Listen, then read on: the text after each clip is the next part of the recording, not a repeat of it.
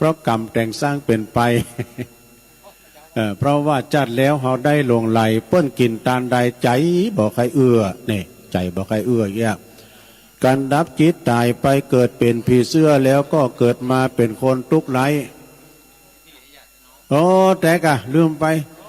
อันนิมนต์ครูบาอาจารย์นะครับเน้อตีละกังกำหน้าไผ่มีไหนตีละกังเพราะว่าตอนนี้รับข้าวต้มครับโอ้ลืมไปหรอรับข้าวต้มกำนะครับเน้อนิมนต์นะครับเน้อสาธุเจ้าครูบาอาจารย์ลืมไปตุลุงก็ลืมไปความจริงแม่บ้านเพิ่นพร้อมแล้วนะเพิ่นก่ายไปหน้ากล่อมในการโลโอ้แต่กะท่านพระครูสุเมธเพิ่นบอกว่าตีละกังกำตีละกังกำนี่นะเนี่ยทุกเจ้าเวลาเพิ่นสลายตัวแล้วนะรวมตัวกันยากด้วย พี่นานลองจะไปให้ละกังแล้วปูจานะปูจาเข้าตอนนี้เลยนะโยมนะปูโจมปูจาตุพี่โพดก็ปั่นปอนรู้น้ำลายปนเหนียวก็บอกว่าถ้ามันเนืองก็เอาหมอนมาตุพี่นะไปห้ามบรู้16 จันทร์ฟ้า15 จันทร์ดิน เอาหมอนมาตุพี่ ถ้าว่ามันมึนไหนมาก็เอายาวหน่อย เอาแล้วตอนนี้มีเพิ่มเติมเนอะศรัทธาที่เพิ่นมาร่วมทำบุญกินทานเอาละตีม่านพอแล้วนันลองเพื่อนตือหูแล้วประกาศมาแล้วครูบาอาจารย์นิมนต์นะครับเด้อนิมนต์ฉันข้าวต้มก่อนแล้วอาจารย์ปูจาขันเข้าปูจาเข้าสุกเข้าสารปูจาเข้าสารหมื่นนึกจะหื้อ10 ลิตรเลือด2 ราตรีนะโยมเด้อเสียงที่ดังตึงเจ้าตึงแรงนี่จะอันตรธานหายไปเข้าสู่ภาคปกตินะตั้งมานี่หันผู้ลายโตเต้กับนู้อัญญาโตเขานุกงา วันนั้นไปม่อนฤาษีนี่เขาได้หลายคาบเหมือนกันเด้อแล้วก็วันนี้ได้ยินข่าวว่าผู้ช่วยผู้จัดการเขาหลามเขาดาวเขาหลามกะ ผู้ช่วยว่าผมมาเจ้าผมจะมาสุ่มไฟนะทุลุงพี่หนาลองว่าเรียบร้อยแล้วว่ะเขาเอาขั้วเอาข้าวหลามดิบมาให้ทุลุงเด้ออันนั้นมันลาบปุ่นได้ลาบดิบ ข้าวหลามขั้วเอาปูจาได้เลยนะโยมเนอะในช่วงนี้เนาะเดินทางมาแล้วกึศใจได้ค่อยใจเติงจะห่วมกินห่วมทานห่วมบุญกุศลทานไปหน้าทานไปหาญาติกาวงศามันถึงบัดแน่นอนสักอย่างไอ้แม่เว้ยนะบ้านเปียงก็ยังมีมงบ้านหงก็ยังมีดอยหนองหอยยังมีเขียด มันบัดแน่สักอย่างเนาะเอาไปเลยเตี้ยวไปเลยไหมเตี้ยวไปเลยโปละสาวมันง่ายดี โอ้ยแม่ลูกตังใดมานี่หาที่นั่งได้ไหมเด้อให้มันจองแล้วเอาเลยว่างไหนก็เข้าไปเลยเชิญช่องบริการ2ค่ะ เข้าไปเลยแม่บ้านนี่เปิ้นมาเจ้าตุลุงลาลูกมาเมื่อเจ้าพายำลูกกันไหนด้วยกว่าจะมาลูกเจ้าก็มันย่ามนะลูกมาก็เตียวเตียวถ้ามาต่อกันได้สัก2 กิโลนะ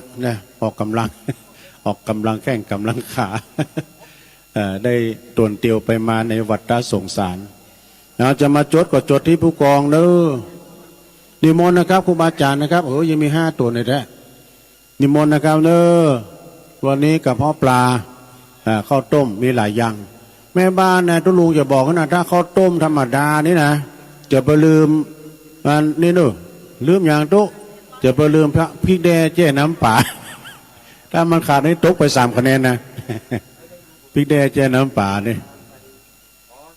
อาจเจริญพรญาติธรรมนะพ่อกำนันสันติสุขพ่อคณิตบารมียายนุชญาติธรรมที่มาปฏิบัติธรรมมาฮับข้าวต้มก่อนฮับข้าวต้มก่อนข้าวผัดกะโอ้คั่วข้าวผัดข้าวเนาะกับอย่างเหรอข้าวผัดกุ้งโอ้หมอกะลำกะก่อนนั้นกะอี้อันนี้จะข้าวตุลุงก็ลืมไปเมากะอู้เนี่ยตุลุงว่าเนี่ยตุเจ้านี่กันสลายม็อบแล้วสลายตัวแล้วเนี่ยรวมตัวกันยาก นิมนต์นะครับเด้อดูพี่แอร์นิมนต์ครับท่านอาจารย์พระครูมนัสสุทธิกรวัดดอนชื่นมาเลยครับ แล้วก็ทุกพี่น้องเดินนะกัลยาณธรรมโมภิกขุวัดวังขามป้อมท่านครูบานงครับนิมนต์ครับครูบานงอริยทรัพย์ธรรมัตโรจากพรหมมงคลมงคลท่าล้อเนาะตอนนี้ทุลุงจะไปมั่มก่อนเจริญพรท่านเดี๋ยวเขียนอยู่เดี๋ยวยังบัดแล้วเตื้อมีหลายได้ตานหาคนนึงก็ยังคนนึงก็ขอลู่กัน งานบุญเข้ากรรมกินตานสัพพะนิมนต์สังฆาโพดเพศโพดผีที่ได้ตุกหอนตกอาเวจีบุญบารมีกุศลส่งเฮือพี่น้องไผ่มันเดอคำดังตื้อแผ่ภายใยบุญหยาดน้ำสร้างบุญกุศลเฮือไปช่วยกรรมยกผลจากห้องอาบายนิมนต์สังฆะฮับตานยื่นถวายไปถึงยิงใจพี่น้องร่วมห้องเจิญพ่ออาจารย์มาเวียนตานจ้องฮับหมายบุญตานถวายเฮือญาติภัยญาติมันต่างจดชื่อไว้เขียนตี้ติดตัวยของตานแล้วไหว้กราบนบน้อมอธิษฐานกุศลบุญตานรอดถึงจุผู้นิมนต์พระสงฆ์มาปั่นปอนเฮือฮับหมายบุญตานหยาดน้ำห้ำหิห้ำไห้ขอได้เติมกรรมกุศลแผ่กว้างส่วนบุญพี่น้องทำแล้วถึงบ่หายสูญเกิดผลภัยบุญกุศลเติมเข้าขอเฮือถึงจันฟ้าตังเก่ายอดเนละปานปนทุกตังบาปและกรรมอบายามุกอย่าได้ถูกต้องคืนมาเฮือถึงจันฟ้าตาวติงสาเกิดเป็นเทวาในสวรรค์เก้าห้องในสวรรค์เก้าห้องเน้อเอามาเลยแม่ไปก็ได้ของดีเพดานเหลือแถมเป็นปันกิโลไม่ใช่กิโลปันตารางเด้อเอาพระเจ้าปูจาเป็นเจ้าวาดดาวประดับฟ้าไม่ใช่ดาวประดับใจดาวประดับเพดานลูกละ99สำหรับเพดานวิหารก็300 บาทตารางเมตรละ300 บาทนะท่านมหาฉันหรือยังท่านมหาท่านพระมหาสมชาติจาตปัญโยมหานี่เพิ่นล่องหนนะแต่ว่าอยู่เวียงป่าเป้าเมื่อเจ้านี่อยู่เพล่องหนนะอันนี้จิตอาสาเนี่ยนะถ้าได้สัก5 ตนนะตุเจ้าอย่างนี้นะ หายากเด้อตุเจ้าจิตอาสาเปิ้นช่วยเหลือสังคมแท้ๆโอ้แม่เปิ้นมีหลายตุลุงก็แค่เป็นลูกเก้านะเปิ้นเมาเนี่ยนะลูกตัวตุลุงเป็นลูกเก้าเปิ้นเมามันเท่าแล้วอ้าวเจนเนอร์ตอนนี้ก็เดี๋ยวขอช่วยนายหนังสือมาช่วยผู้หมวดกันดูผู้หมวดจะได้วสีทางไม้ตุลุงจะไปให้ก่อนมัม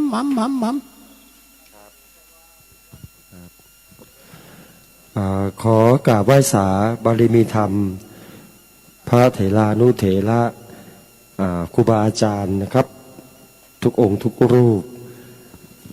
ก็ขอสวัสดีนะครับกับคณะศรัทธาทุกท่านนะครับที่อยู่ที่นี่อยู่ที่วัดมนต์แก้วแห่งนี้นะครับรวมถึงคณะศรัทธาที่รับฟังอยู่ทางบ้านนะครับเช้านี้ก็เข้าวันที่4นะครับของการเข้ารุกขมูลกรรมนะครับหรือว่าการเข้ากรรมของคณะสงฆ์อำเภอดอยหล่อนะครับตำบลดอยหล่อเขต1และเขตที่2นะครับช่วงเช้าที่ผ่านมานะครับก็มีการทำวัดเช้านะครับเจริญพระพุทธมนต์ของคณะสงฆ์นะครับที่ร่วมเข้ากรรมตั้งแต่เช้ามืดเลยนะครับซึ่งนำโดยท่านพระครูหลวงพ่อท่านพระครูสุเมธธรรมเสวีแห่งวัดม่อนฤาษี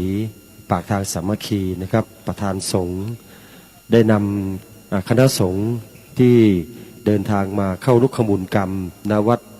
ม่อนแก้วแห่งนี้ครับเจริญพระพุทธมนต์นะครับสวดมนต์ทำวัดเช้าคุณผู้ฟังที่อยู่ทางบ้านที่ติดตามรับฟังทางคลื่นสถานีวิทยุ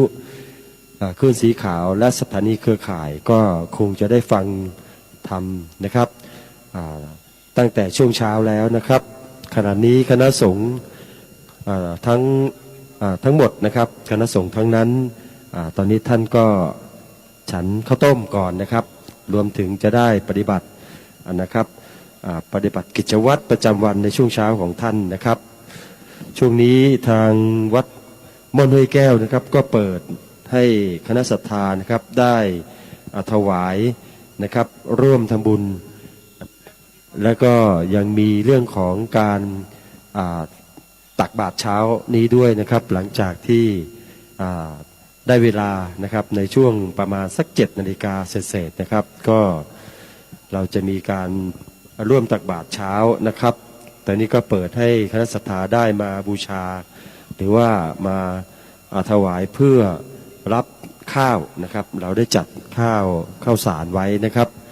ข้าวสารไว้เป็นถังนะครับแต่ละถังก็มีการแบ่งบรรจุนะครับแบ่งบรรจุไว้ให้สะดวกต่อการใส่บาตรในภาคเช้านะครับท่านจะนำอาหารแห้งนะครับข้าวสารอาหารแห้งหรือจะนำเป็นขนมนะครับทานเล่นนะครับหรือว่าฉันเล่นให้กับคณะศรัทธาก็สามารถทำได้นะครับนำมานะครับเมื่อวานนี้เราก็จะเห็นบรรยากาศในช่วงของการตักบาตรนะครับแล้วก็พระสงฆ์นะครับก็จะได้เดินนำนะครับสำหรับบาตรแรกก็จะเป็นการถวายปัจจัยนะครับแล้วก็บาตรต่อๆไปนะครับก็จะเป็นการถวายข้าวสารอาหารแห้งนะครับเข้าวันที่4นะครับวันนี้วันที่28นะครับธันวาคมก็ต้องเรียนคุณผู้ฟังนะครับที่อยู่ทางบ้านได้อยู่ที่นี่ด้วยนะครับตอนนี้คณะศรัทธาก็ทยอยเข้ามาแล้วนะครับหลายท่านก็นำซองนะครับปัจจัยร่วมทำบุญนะครับถวายเกี่ยวกับกิจกรรมของคณะสงฆ์ที่เข้ามาปฏิบัติธรรมนะครับเข้ารุกขมูลกรรมประจำปีนี้นะครับณวัดม่อนห้วยแก้วนะครับผมขออนุญาตประกาศรายชื่อนะครับซึ่งได้ร่วมทำบุญกันเข้ามานะครับ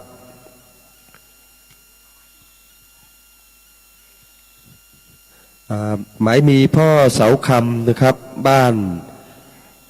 หลังม่อนนะครับถวายตาลนะครับตาลไปหาแม่เป็งนะครับตาลไปหาแม่เป็งนะครับพ่อเสาคำหลังม่อนตาลไปหาแม่นวลนะครับแล้วก็ตาลไปหาแม่ผักนะครับพ่อเสาคำนะครับบ้านหลังม่อนตาลไปหาพ่อหน่อนะครับแล้วก็ยังตาลไปหาพ่อคำนะครับและแม่แก้วด้วยนะครับสำหรับพ่อเสาคำก็ตาลไว้6 ซองด้วยกันนะครับก็อนุโมทนากับคณะศรัทธานะครับ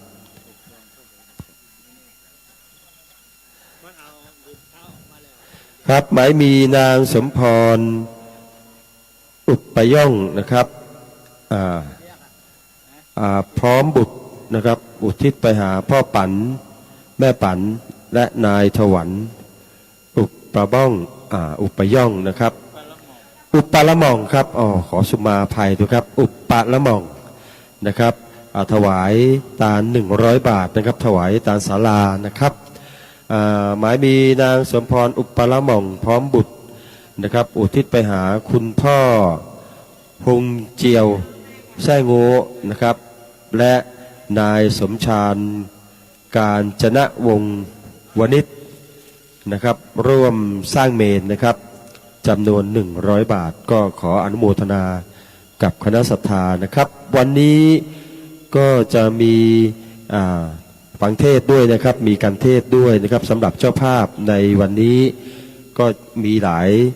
คณะด้วยกันนะครับผมขออนุญาตอนุโมทนาประกาศอนุโมทนาให้กับคณะเจ้าภาพที่จะได้เป็นเจ้าภาพการเทศในวันนี้นะครับก็คือวันที่28 ธันวาคม2565นะครับสำหรับพระอาจารย์ผู้เทศวันนี้นะครับก็คือพระอาจารย์วรรณชัยทยานันโทแห่งวัดพุทธศรีคีรีอำเภอจอมทองนะครับแล้วก็วัดหนองเหียงนะครับรายชื่อหมู่บ้านและบริษัทห้างร้านที่จะได้เป็นเจ้าภาพร่วมกันนะครับอันดับที่1ครับนายกองค์การบริหารส่วนตำบลโดยหล่อท่านว่าที่ร้อยตรีสุรพงศ์กาบวังพร้อมคณะผู้บริหารรวมถึงท่านปลัดเจ้าหน้าที่และสมาชิกองค์การบริหารส่วนตำบล โดยหล่อทุกท่านนะครับหมู่ที่7นะครับบ้านวังขามป้อมนะครับได้นะครับหมู่ที่3นะครับเจ้าหน้าที่ตานเมนนะครับเดี๋ยวให้ท่านหลวงพ่อนะครับตู้ลุงนะครับตู้ลุง วันนี้ทำหน้าที่หลายอย่างนะครับตู้ลุงครับผมได้ครับได้ครับใครที่ทำบุญไว้ยังไม่รับการประกาศเดี๋ยวผมจะได้นำประกาศอนุโมทนาในช่วงที่เรายังมีเวลาอยู่นะครับที่รอเวลาจะได้ตักบาตรเช้านะครับหมู่ที่3นะครับบ้านดงป่าหวายนะครับหมู่ที่4อันดับที่4ครับหมู่15บ้านห้วยเปายงนะครับอันดับที่5เป็นหมู่ที่5บ้านห้วยโจ้นะครับคุณจรูนอินใจคำหมู่ที่26ครับบ้านไร่บุกบงร้านมาล่าหน้าบ้านนะครับร้านดาดฟ้าคาเฟ่โกดังรับซื้อลำไยสดอัมไพพันธ์นะครับร้านปุ๋ยยาจักรพันธ์พาณิชย์ร้านปุ๋ยยาเจนนี่การค้าร้านสุชาดาพาณิชย์ร้านประเสริฐยางยนต์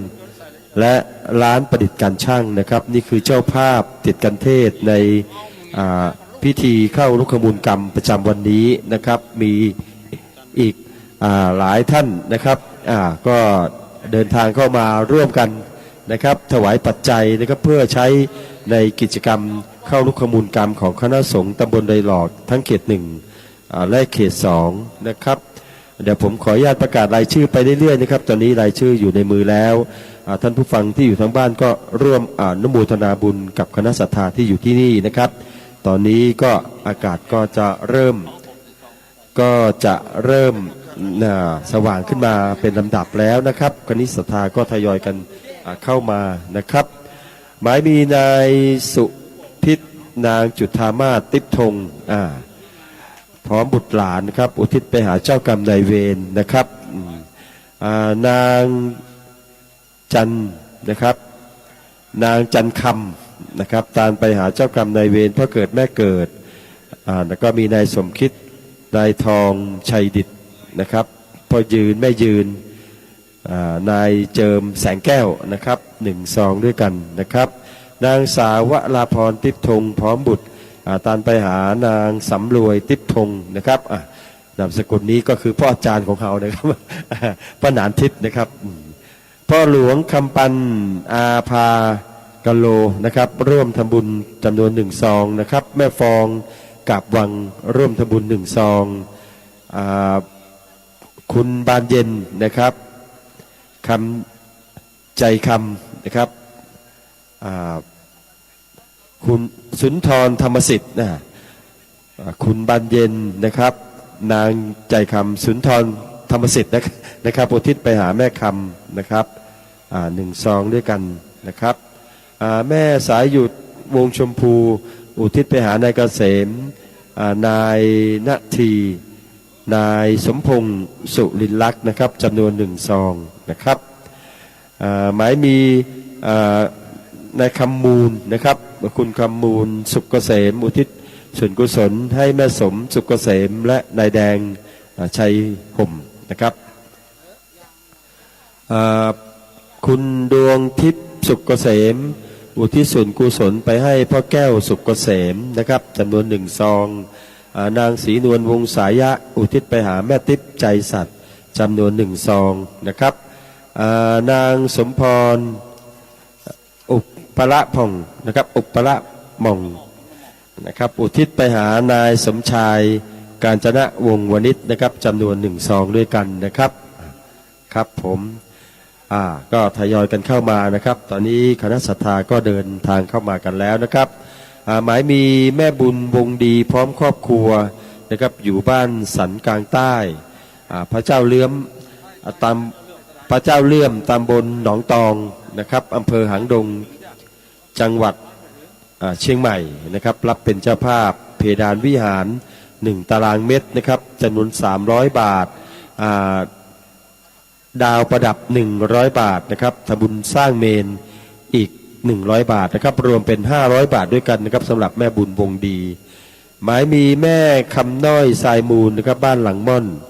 ตาลไปหาเทวดุษเทวดานะครับจำนวน1 ซองนะครับทยอยกันเข้ามานะครับแม่คำเอ้ยตุ่นตามเชื้อนะครับบ้านหลังม่อนถวายตาลไปหาเจ้ากรรมนายเวรจำนวน1 ซองนะครับแม่หลวงดาวแม่หลวงน้องบ้านท่าโชคนะครับร่วมถวายจำนวน100 บาทนะครับพ่อหลวงวรศักดิ์บุญที่ฟองบุญที่วงนะครับ บุญที่ฟองนะครับถวายตาลไปหาเจ้ากรรมนายเวรนะครับพ่อเกิดแม่เกิดจำนวน100 บาทนะครับนายสิงห์ใจนางจันฟองถาปิงยศตาลถวายเมนนะครับจำนวน100 บาทนะครับอันนี้เป็นอยู่บ้านเบียงทองแม่สายพินสุธรรมนะครับถวายเมนนะครับถวายสร้างเมนจำนวน100 บาทนะครับท่านจะถวายวัตถุประสงค์ใดแจ้งได้เลยนะครับที่ซองนะครับเขียนมาที่ซองหรือจะถวายอุทิศไปหาเจ้ากรรมนายเวรเทวบุตรเทวดาได้หมดนะครับได้หมดเลยนะครับหมายมีนายบุญตันนางคำกิตติตาลนะครับบ้านหลังม่อนอุทิศไปหาพ่ออุ้ยอุตระนะครับแม่อุ้ยปันกิตติตาลนะครับที่ล่วงลับไปแล้วนะครับจำนวน1 ซองด้วยกันนะครับพ่อผ่านวรรณคำอุทิศไปหาพ่อหนานอ่อนแม่บัวถานะครับจำนวน1 ซองนะครับพ่อผ่านวรรณคำอุทิศไปหาพ่อสุนทรวรรณคำนายมนตรีวรรณคำนะครับจำนวน1 ซองด้วยกันนะครับพ่อผ่านวรรณคำอุทิศไปหานายสมบูรณ์มณีนะครับจำนวน1 ซองนะครับนายสมชายนางแววนะครับถวายเจ้ากรรมนายเวรจำนวน1 ซองด้วยกันนะครับทยอยกันเข้ามานะครับผมก็จะได้ประกาศ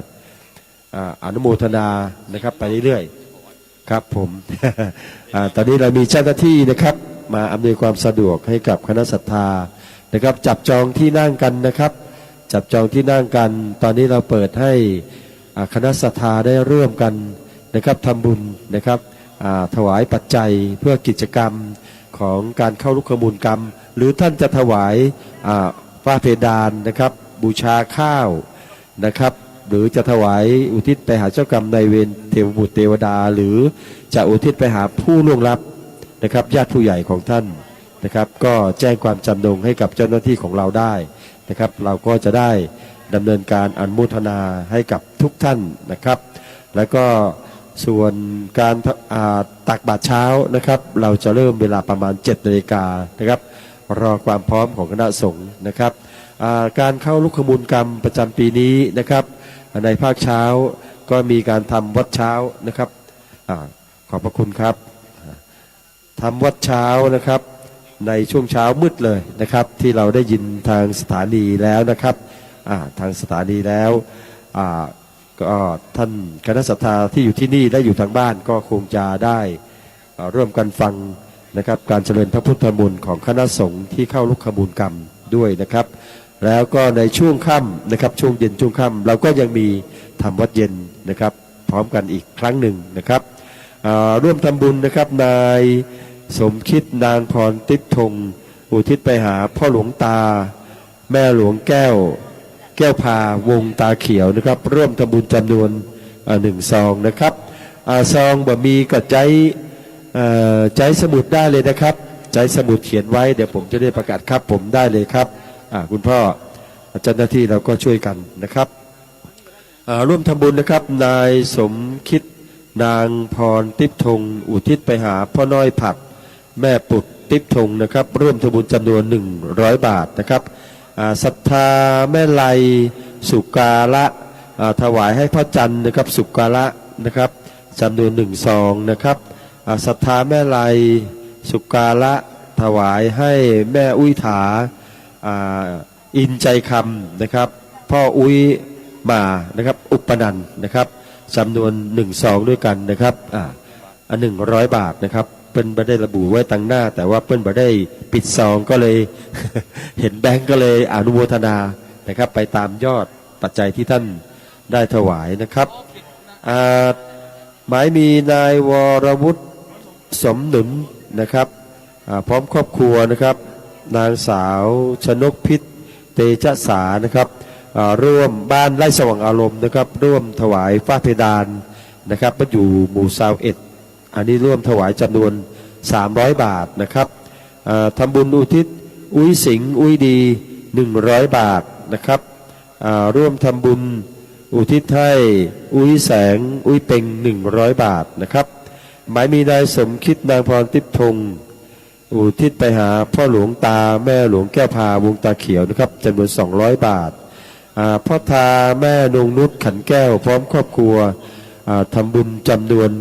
100 บาทนะครับพ่อจำหลัดแม่เฮือนถาวรพร้อมครอบครัวทำบุญจำนวน100 บาทนะครับนางจันจิรากันทะเปงอุทิศไปหานายดวงตากันทะเปงนายคำปันมโนรินายอินสมมโนรินายจำหลัดมโนริจำนวน100 บาทนะครับนายพรสุกาละอุทิศไปหาพ่อทาสุกาละจำนวน100 บาทนะครับพ่อพานแม่พรวรรณคำนะครับตามไปหาแม่อุ้ยบัวถาวรรณคำจำนวน200 บาทนะครับนางคำล่าขาวออส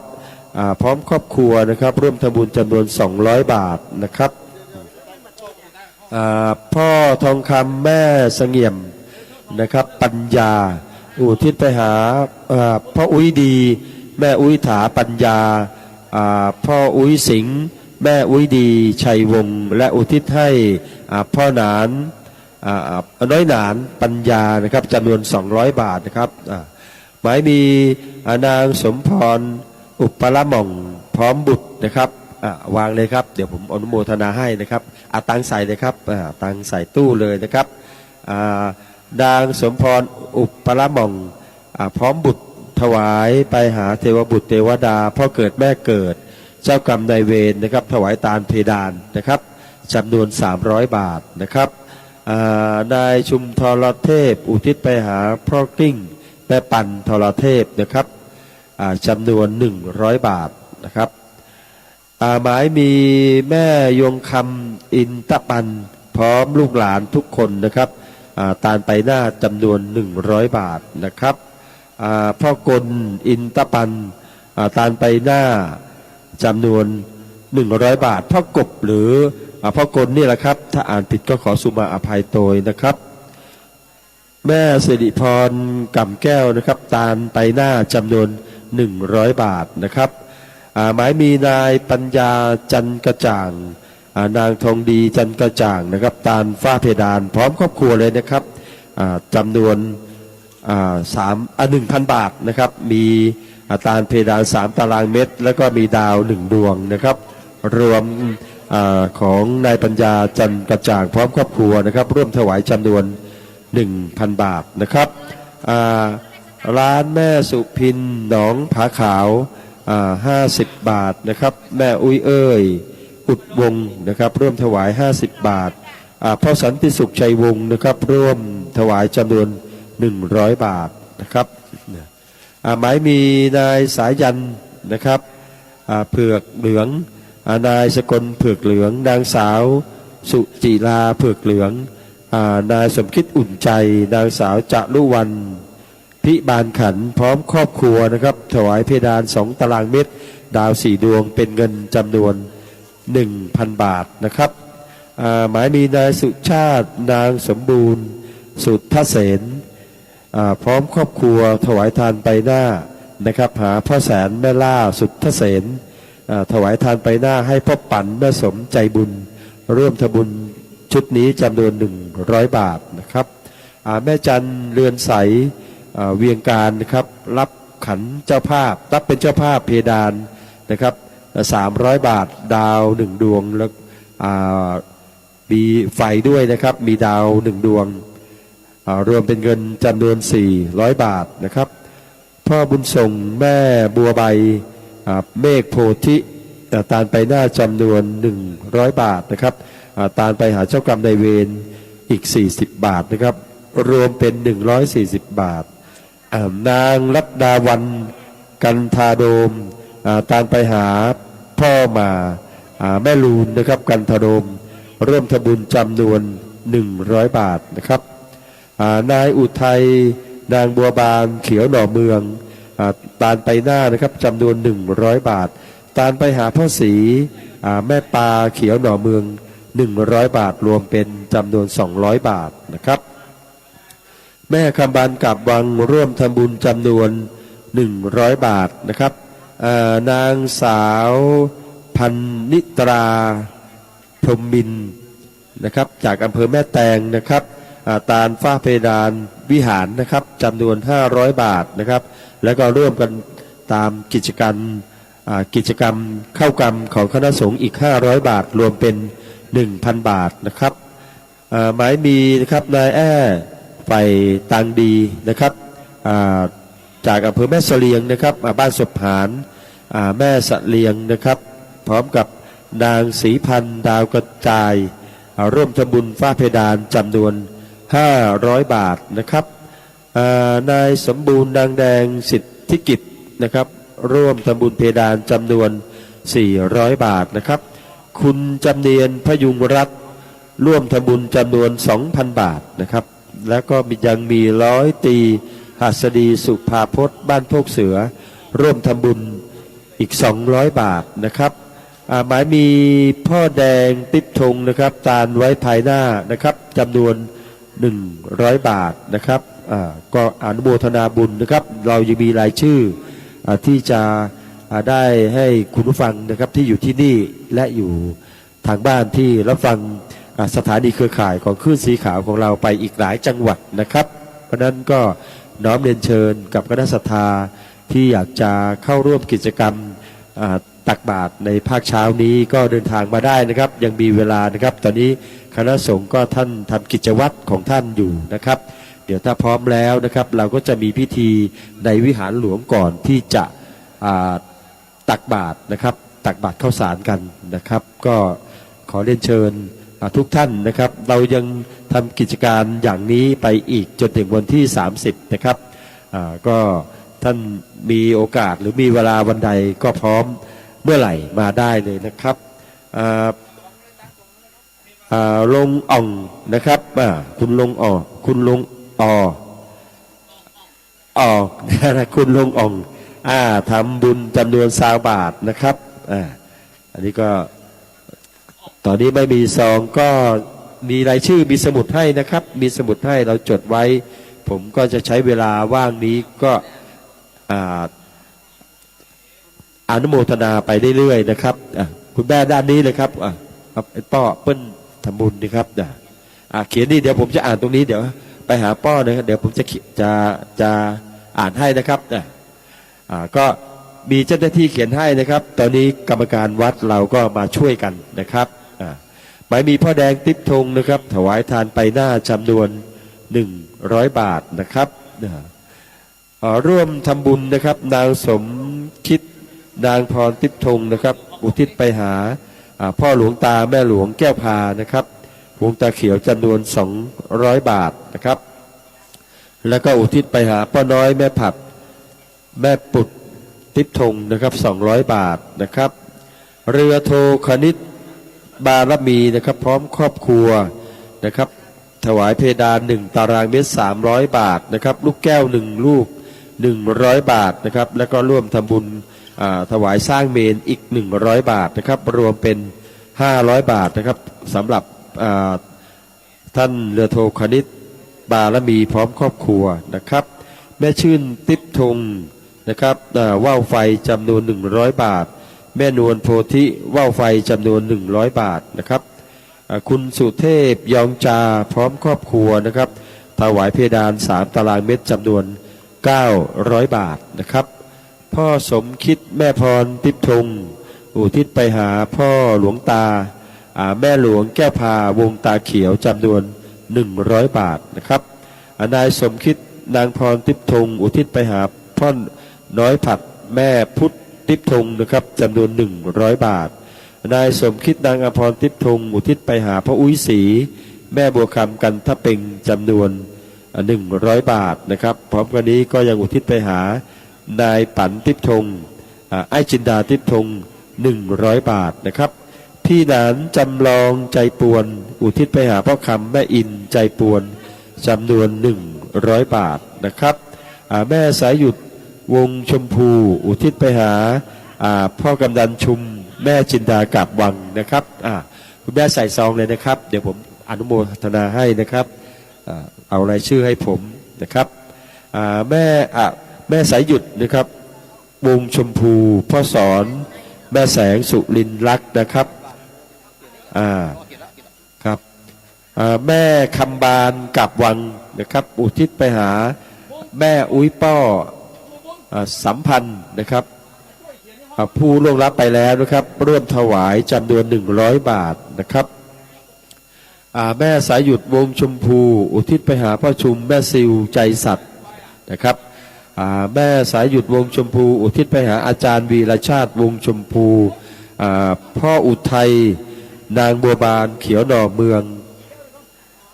ตาลไปหาพ่อแก้วแม่เขียวขาวออดนะครับจำนวน100 บาทตาลไปหานายอาจแสนใจบานจำนวน100 บาทนะครับแม่ฟองคำขาวออดตาลไปหาพ่อใจแม่ฟองเมืองคำจำนวน100 บาทนะครับคุณเขมจีราอยู่สุภาพอุทิศไปหา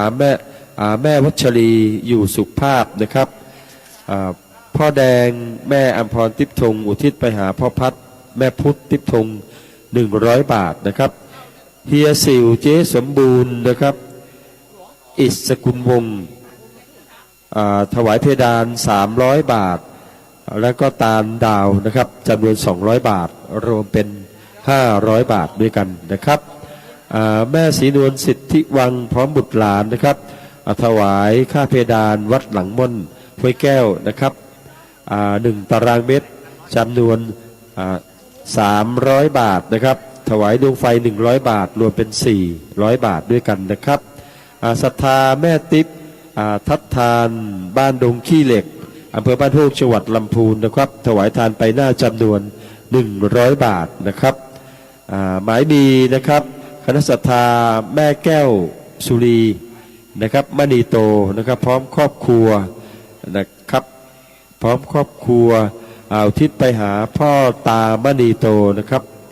จำนวน100 บาทนะครับคณะศรัทธาแม่แก้วสุรีมณีโตนะครับปากทางสามัคคีนะครับถวายทานไปหน้าจำนวน100 บาทนะครับ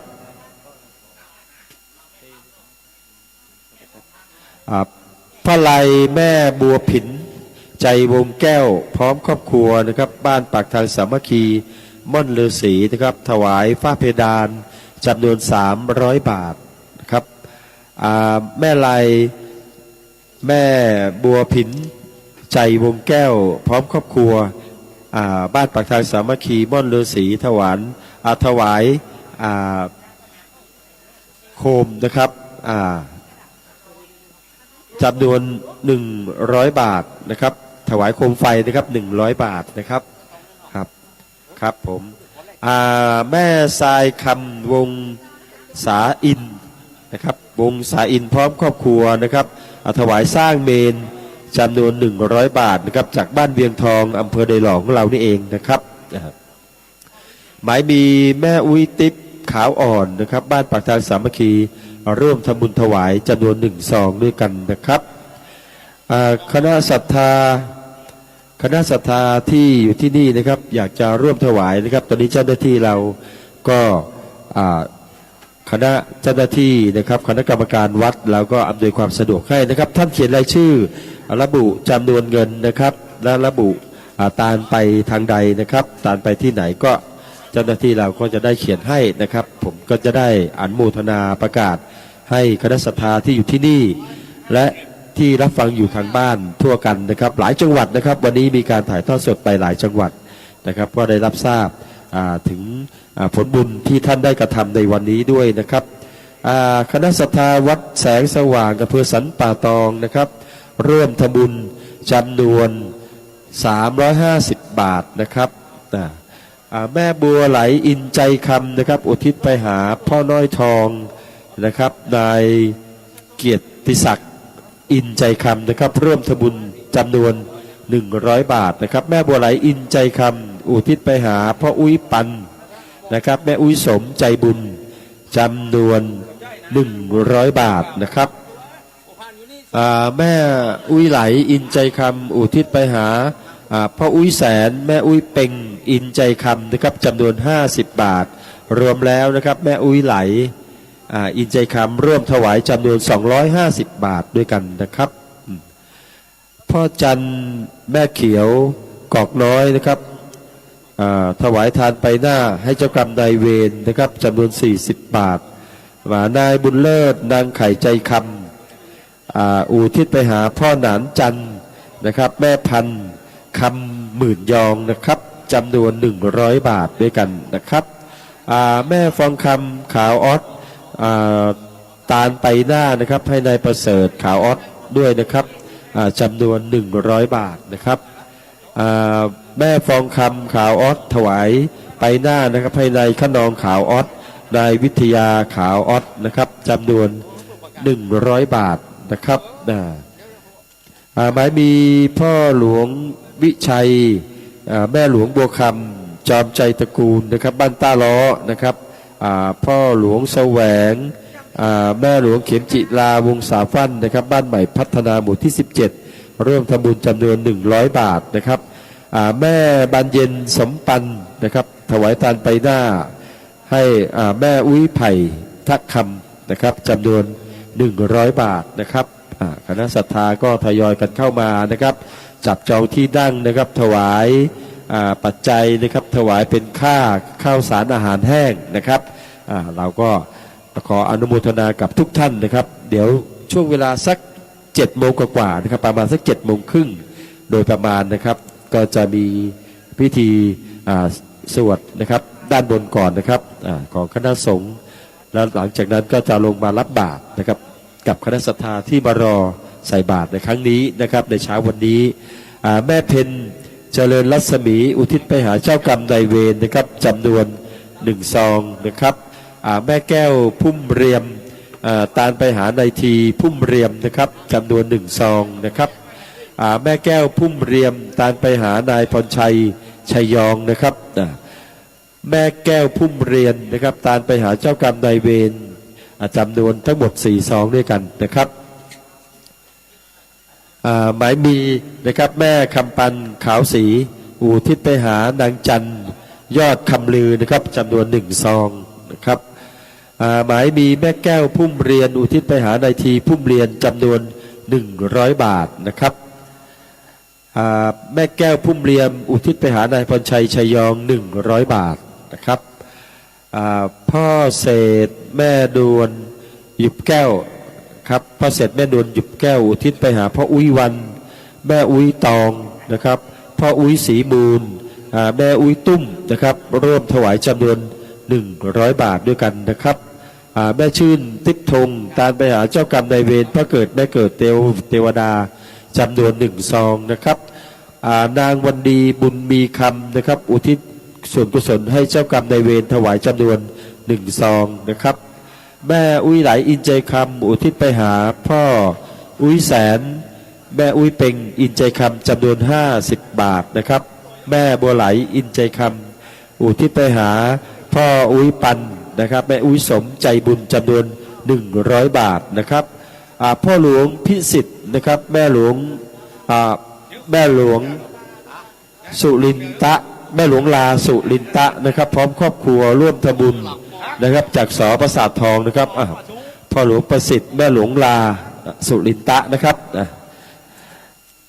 ถวายอุทิศไปหาเจ้ากรรมนายเวรนะครับจำนวน1 ซองด้วยกันนะครับแม่บัวไหลอินใจคำอุทิศไปหาพ่อน้อยทองนายเกียรติศักดิ์อินใจคำจำนวน100 บาทนะครับพ่อหลวงประสิทธิ์นะครับสประสาททองนะครับเปิ้ลถวายน้ำนะครับ 20 แพ็คด้วยกันนะครับอนุโมทนากับพ่อหลวงประสิทธิ์โตยนะครับเจ๊สมบูรณ์ครับสวัสดีครับเจ๊สมบูรณ์มีงานบุญที่ไหนเจ๊สมบูรณ์เฮียเสียวนี่ไปทุกที่เหมือนกันนะครับไปทุกที่เป็นคณะศรัทธานะครับที่ยึดมั่นในศาสนาของเรานะครับเฮียเสียวเจ๊สมบูรณ์อินสกุลวงศ์นะครับอิสกุลวงศ์พร้อมครอบครัวนะครับร่วมถวายเบญจำนวน100 บาทนะครับอันนี้ซองนี้ไม่ระบุชื่อนะครับไม่ประสงค์ออกนาม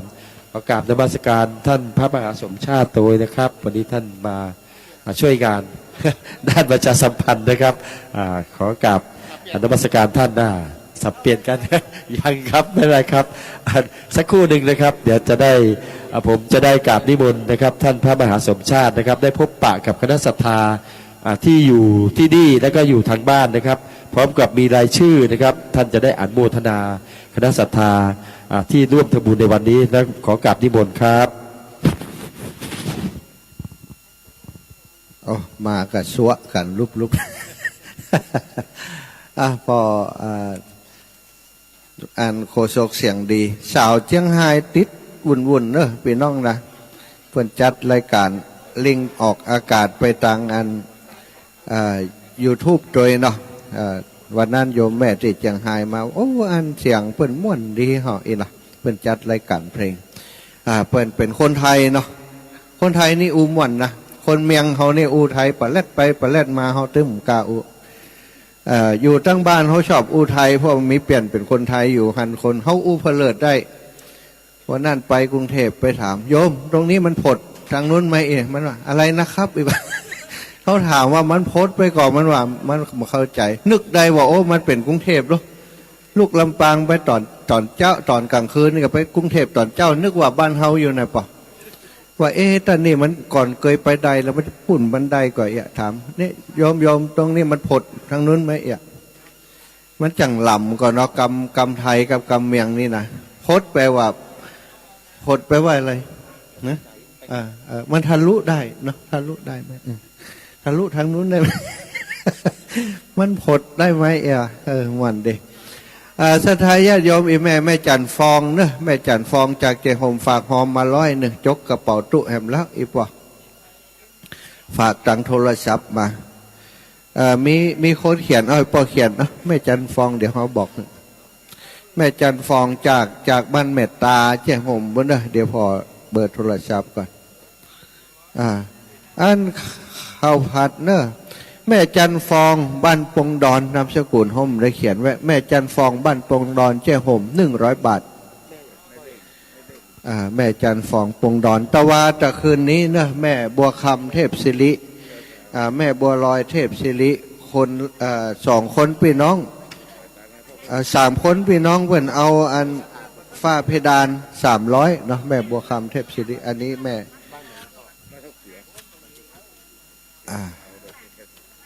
เกี่ยวซาวกะเกี่ยว5 บาทกับมาเอาอันนี้แม่อุ้ยดีชัยวงศ์พ่ออุ้ยดีแม่อุ้ยดีชัยวงศ์พ่ออุ้ยดีแม่อุ้ยถาพ่อน้อยหมานจำนวน200 บาทถวายตานไปให้อันนี้คนตานบอกจื่ออันนี้เป็นถวายตานไปคือพ่ออุ้ยสิงห์แม่อุ้ยดีชัยวงศ์พ่ออุ้ยดีแม่อุ้ยถาพ่อน้อยหมานนะจำนวน200 บาทแต่คนถวายจื่ออย่างบ่ฮู้อีพ่อครูทองอินแม่อำพรพรมอินใจเนาะอุทิศไปหาแม่อุ้ยบุตรวงศาอินอำนวยกับวังและพ่อเชยกับวังแม่บุญส่งกับวังนะอันนี้เรียบร้อยแล้วคุณโยมราเชนอินทปันนะอุทิศไปหาบุญกุศลไปหานายสาราวุฒิอินทปันและเทวบุตรเทวดาทุกพระองค์มูลศรัทธานายทองสุขนางสายทิพย์คำหมื่นยองป่ออุทิศไปเฮือป่อเกิดแม่เกิดเทวดาไปบนเจ้ากรรมในเวรจากบ้านเหล่าเป้าพร้อมครอบครัวอุทิศร่วมบุญมาแล้วก็แม่ยวงคำอินทปันอุทิศบุญไปหาพ่อจันแม่ถาไป พี่ผันพี่ดาพี่เรียวพี่แสงจันทร์นายสมจิตกำแก้ว100 บาทนางสาวจุธารัตน์อุปรบองกะอุปรมอง มองอีเนาะอุปรมองโอ้วันนาจะมีนักนาเปิ่นมาอยู่บ้านเฮาหลายหรอกนายสุรดิตคำยอดเนาะตาลขันเข้าไปหานายประเสริฐอุปรยองอุปรมองแล้วก็นายทวันอุปรบองนายสมหวังประกอบธรรมอนุโมทนาบุญเนอะนางทัพทิมอินตาพร้อมครอบครัวตาลไปไว้ไปหน้านายประกอบกิจกว่ากอบลิศบ่ฮู้เนอกองอย่างอีป่ะกองเน่นอีจ้ะกองเน่นเนาะถ้าพิษก็ขอสุมาเต้นเนอะบ่ได้ตั้งใจอ่านพิษนะแม่พรสุ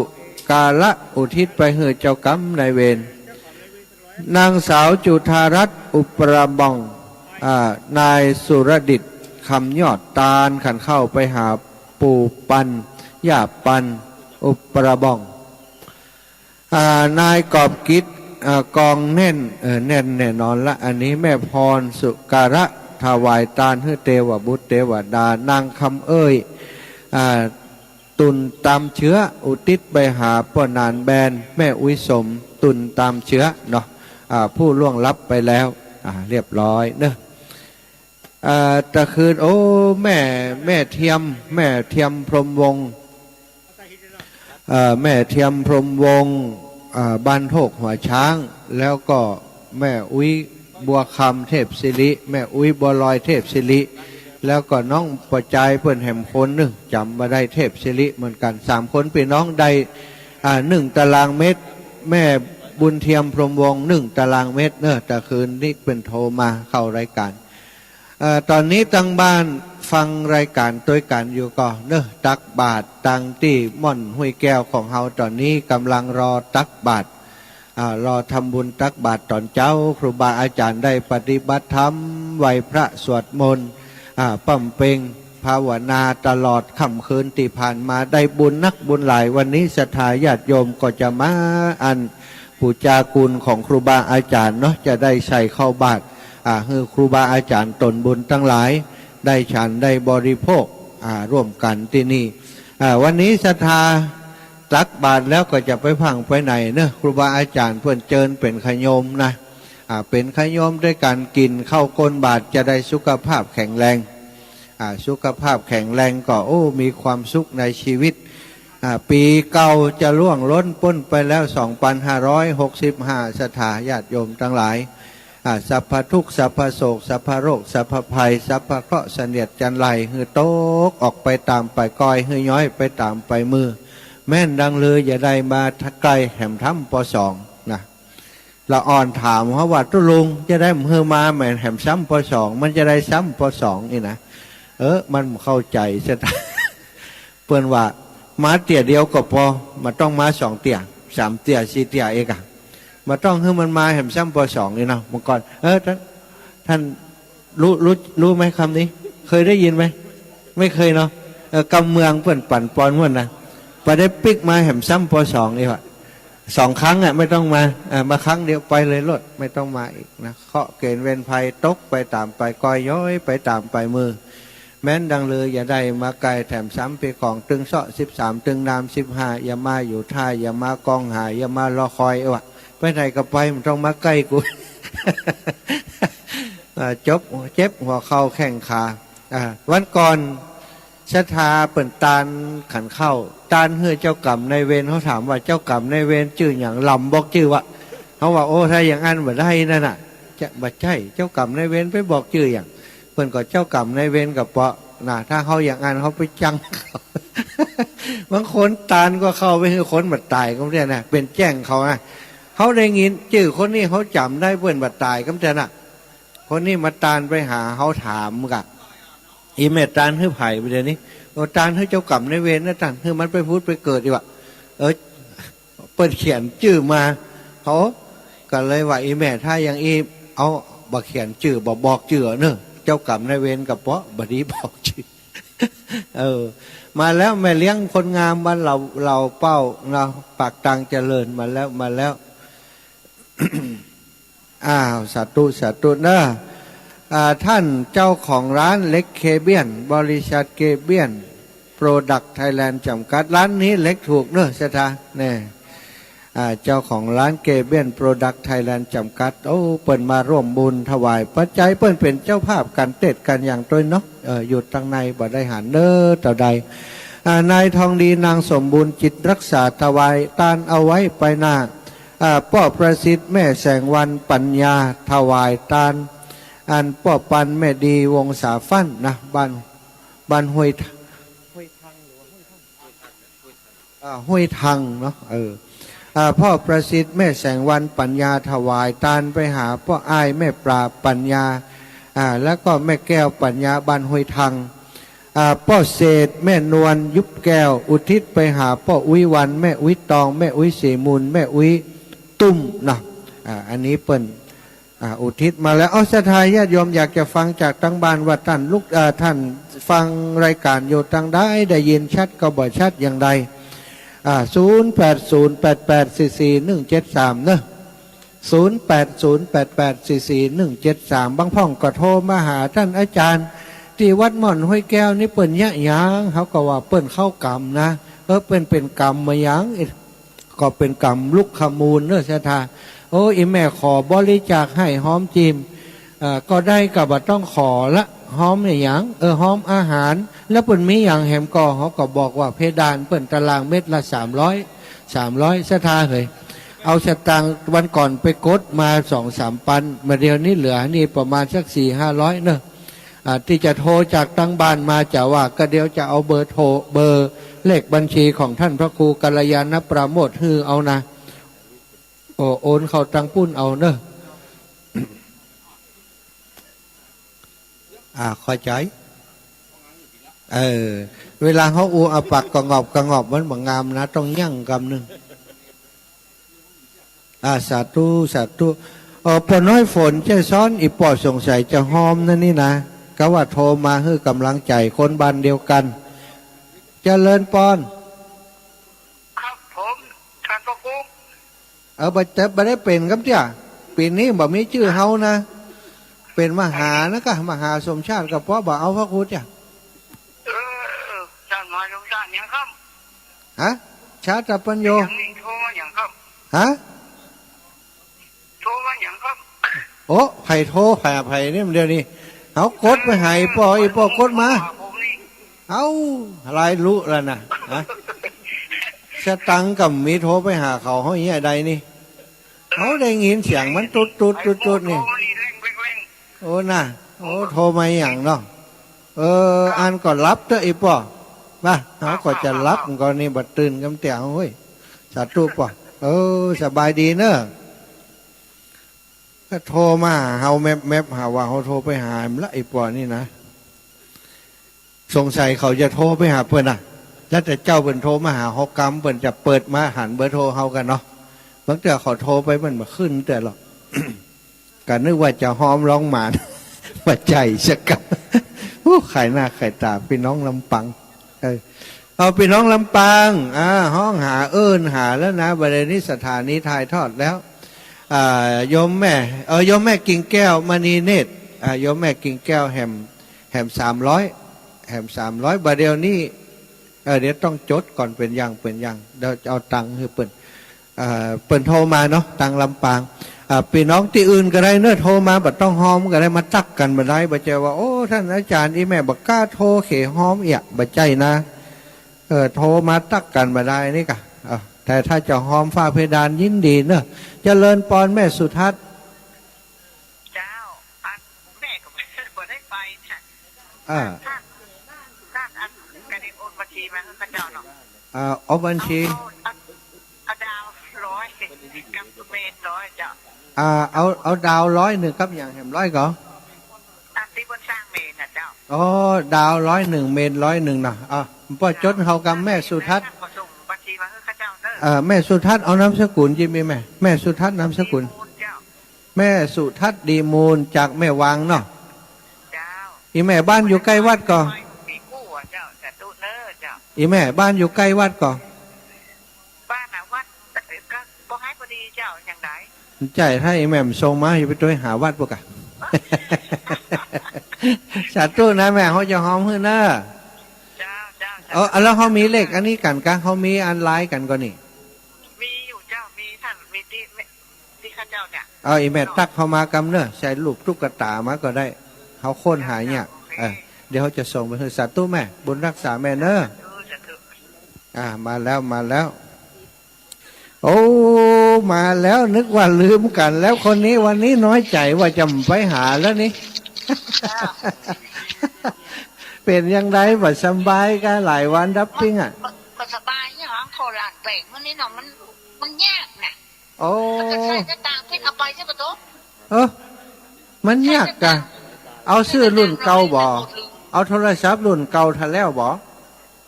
มันหลังลูกก็ไปนั่นละ เดี๋ยวเสาะซื้อเอารุ่นอาม่านะรุ่นเก่านะเล่นได้อยู่น่ะ โทรอย่างเดียวมันได้รู้เนาะ น้องเหรอแม่อันนี้นะใช่100โอ้เหรียญ0 บาทไปเอาไปซึ่งตุ๊ก เขาเปิดไปเลยนะเขาเปิดนั่นเปิดนี่มันก็กินเขาไปบางทีอินเทอร์เน็ตมันกินเขาติ๊กๆนะเขาหมใจกระจังเตอะไอ้แม่เขาก็ว่าไอ้แม่มี2อย่างอะทำสบายกับโทรศัพท์เนี่ยเล่นโทรศัพท์บัดจังเนี่ยโทรมาบัดได้เนี่ย มันมาเป็นช้างมันcứถึงตู้เหมือนกันแล้วนะครับอย่างนี้จะได้เนาะ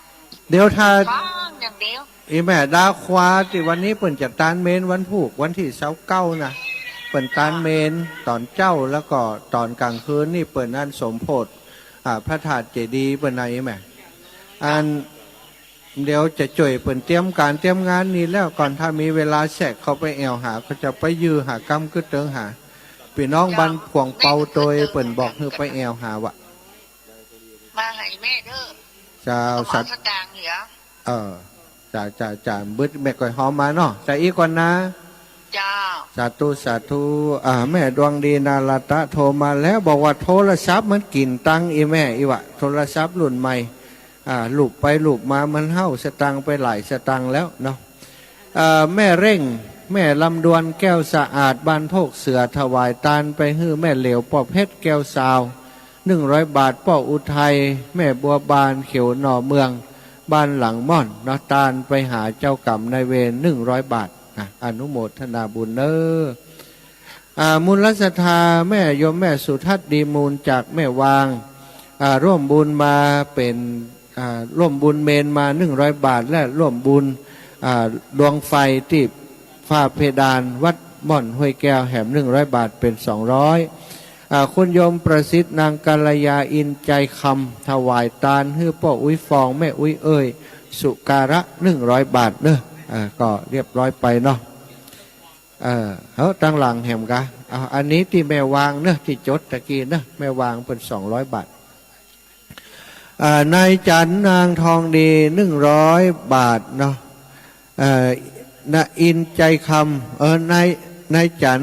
นายทองดีอินใจคำนะถ้าจะปีกับน้อง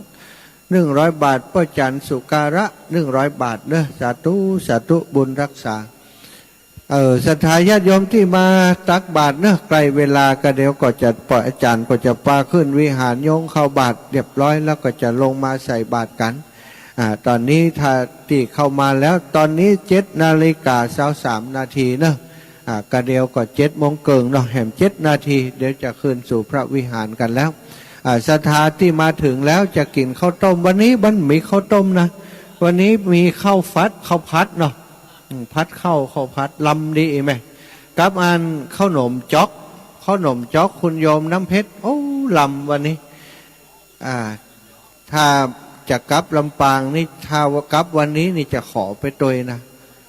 ก็ลำแต่เนอะเปิ่นยะลำคุณโยมน้ำเพชรเอาอีแม่สาธุสัตหอมลูกแก้วเนาะโอ้ลูกแก้วบัดใจพระนาคนะ ใจพระนาคแก้วนะร่วมทำบุญโยมแม่ทับทิมอินตาพร้อมครอบครัวบ้านสันหินถวายร่วมบุญลูกแก้วแหม100 บาทเนอะบัดได้ทอนนะลูกแก้วลูก99 บาทสตาโอ้อีป่อยอีแม่ทั้งหลายที่ผ่านมาเนาะเมื่อมาแล้วศรัทธาคลื่นสีขาวของเฮาได้ตีตาม ที่ครูบาอาจารย์ท่านพระครูกัลยาณประโมทเปิ้นจัดรายการเทศน์ตังสถานีวิทยุร่วมกับท่านอาจารย์วรรณชัยร่วมกับท่านอาจารย์ครูบาอาจารย์ท่านพระครูสถิตสารคุณจัดรายการด้วยการสนทนาธรรมกันเปิ้นก็บอกฮู้บางศรัทธาบางคนก็ว่าฮู้ท่านอาจารย์พระครูกัลยาเปิ้นทำแบบนี้อย่างจะวัดเปิ้นบหารเปิ้นปอกประกาศบอกบุญชากเตื้ออีนะโอ้อาตมาก็บอกว่าเปิ้นเนี้ยเปิ้นสร้างอย่างหลายอย่างก็เน้อโยมป่อยโยมแม่ทั้งหลายแต่ว่าเปิ้นเป็นผู้ที่บ่อยากรบกวนไผศรัทธาญาติโยมเปิ้นหายหอมมาแต่เปิ้นก็เนี้ยอย่างอันส่วนใหญ่เปิ้นจะได้จากกฐินจากพระป่า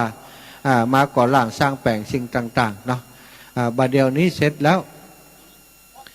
บัดเดี๋ยวนี้ที่เปิ่นสร้างงานพระวิหารก็เสร็จแล้วแต่ว่าเสร็จก็จริงแต่ติดหนี้ใช่ไหมติดหนี้ก้ามือสลาเนาะก้าฝ้าเพดานวิหารใช้เงินอยู่3 ล้านเป็นวัสดุเป็นก้ามือสปะสปันใช้ไม้สักทองล้วนเลยในการแปลงผ้าเพดานก้อนบะอันมันจะบ่อดบ่ทนไม่ซักต้องอบต้องรีดต้องเนี้ยอย่างดีศรัทธาเป็นเงินอยู่3 ล้านบาทบัดเดียวนี้3 ล้านเนี่ยข้างแห่ม400,000ติใจเปิ้นบ่มดกำเตื้อของศาลาก็เลยว่าท่านอาจารย์ก็เปิดโอกาสให้ศรัทธาญาติโยมเป็นเจ้าภาพคนละตารางเมตร2 ตารางเมตรว่ากันไปเนาะถ้าเปิ้นเป็นเจ้าภาพร่วมโดยช่วยกันเขาก็จะได้เบาแหงที่จะเสาะหาปัจจัยขัดแจตะกี้ไผได้ข้าแจอีแม่ไปข้าแจเป็นยังไงข้าแจบ้านเป็นปุ๊กก็สัญลักษณ์ที่หันชัดเอาอย่างมัดติดพ่องที่เปิดเบียร์เนอะอีแม่เป็นห่วงที่เปิดเบียร์บ่ได้มันหายด้วยกุญแจไผปะเอามาคืนกำนะตะกี้มได้ประกาศควรถ้าจะปะแล้วนะเอามาคืนให้อีแม่กำเนอะอีแม่เป็นห่วงว่าละอ่อนมันจะใจที่เปิดเบียร์สิ้นปีเนี่ยเนาะ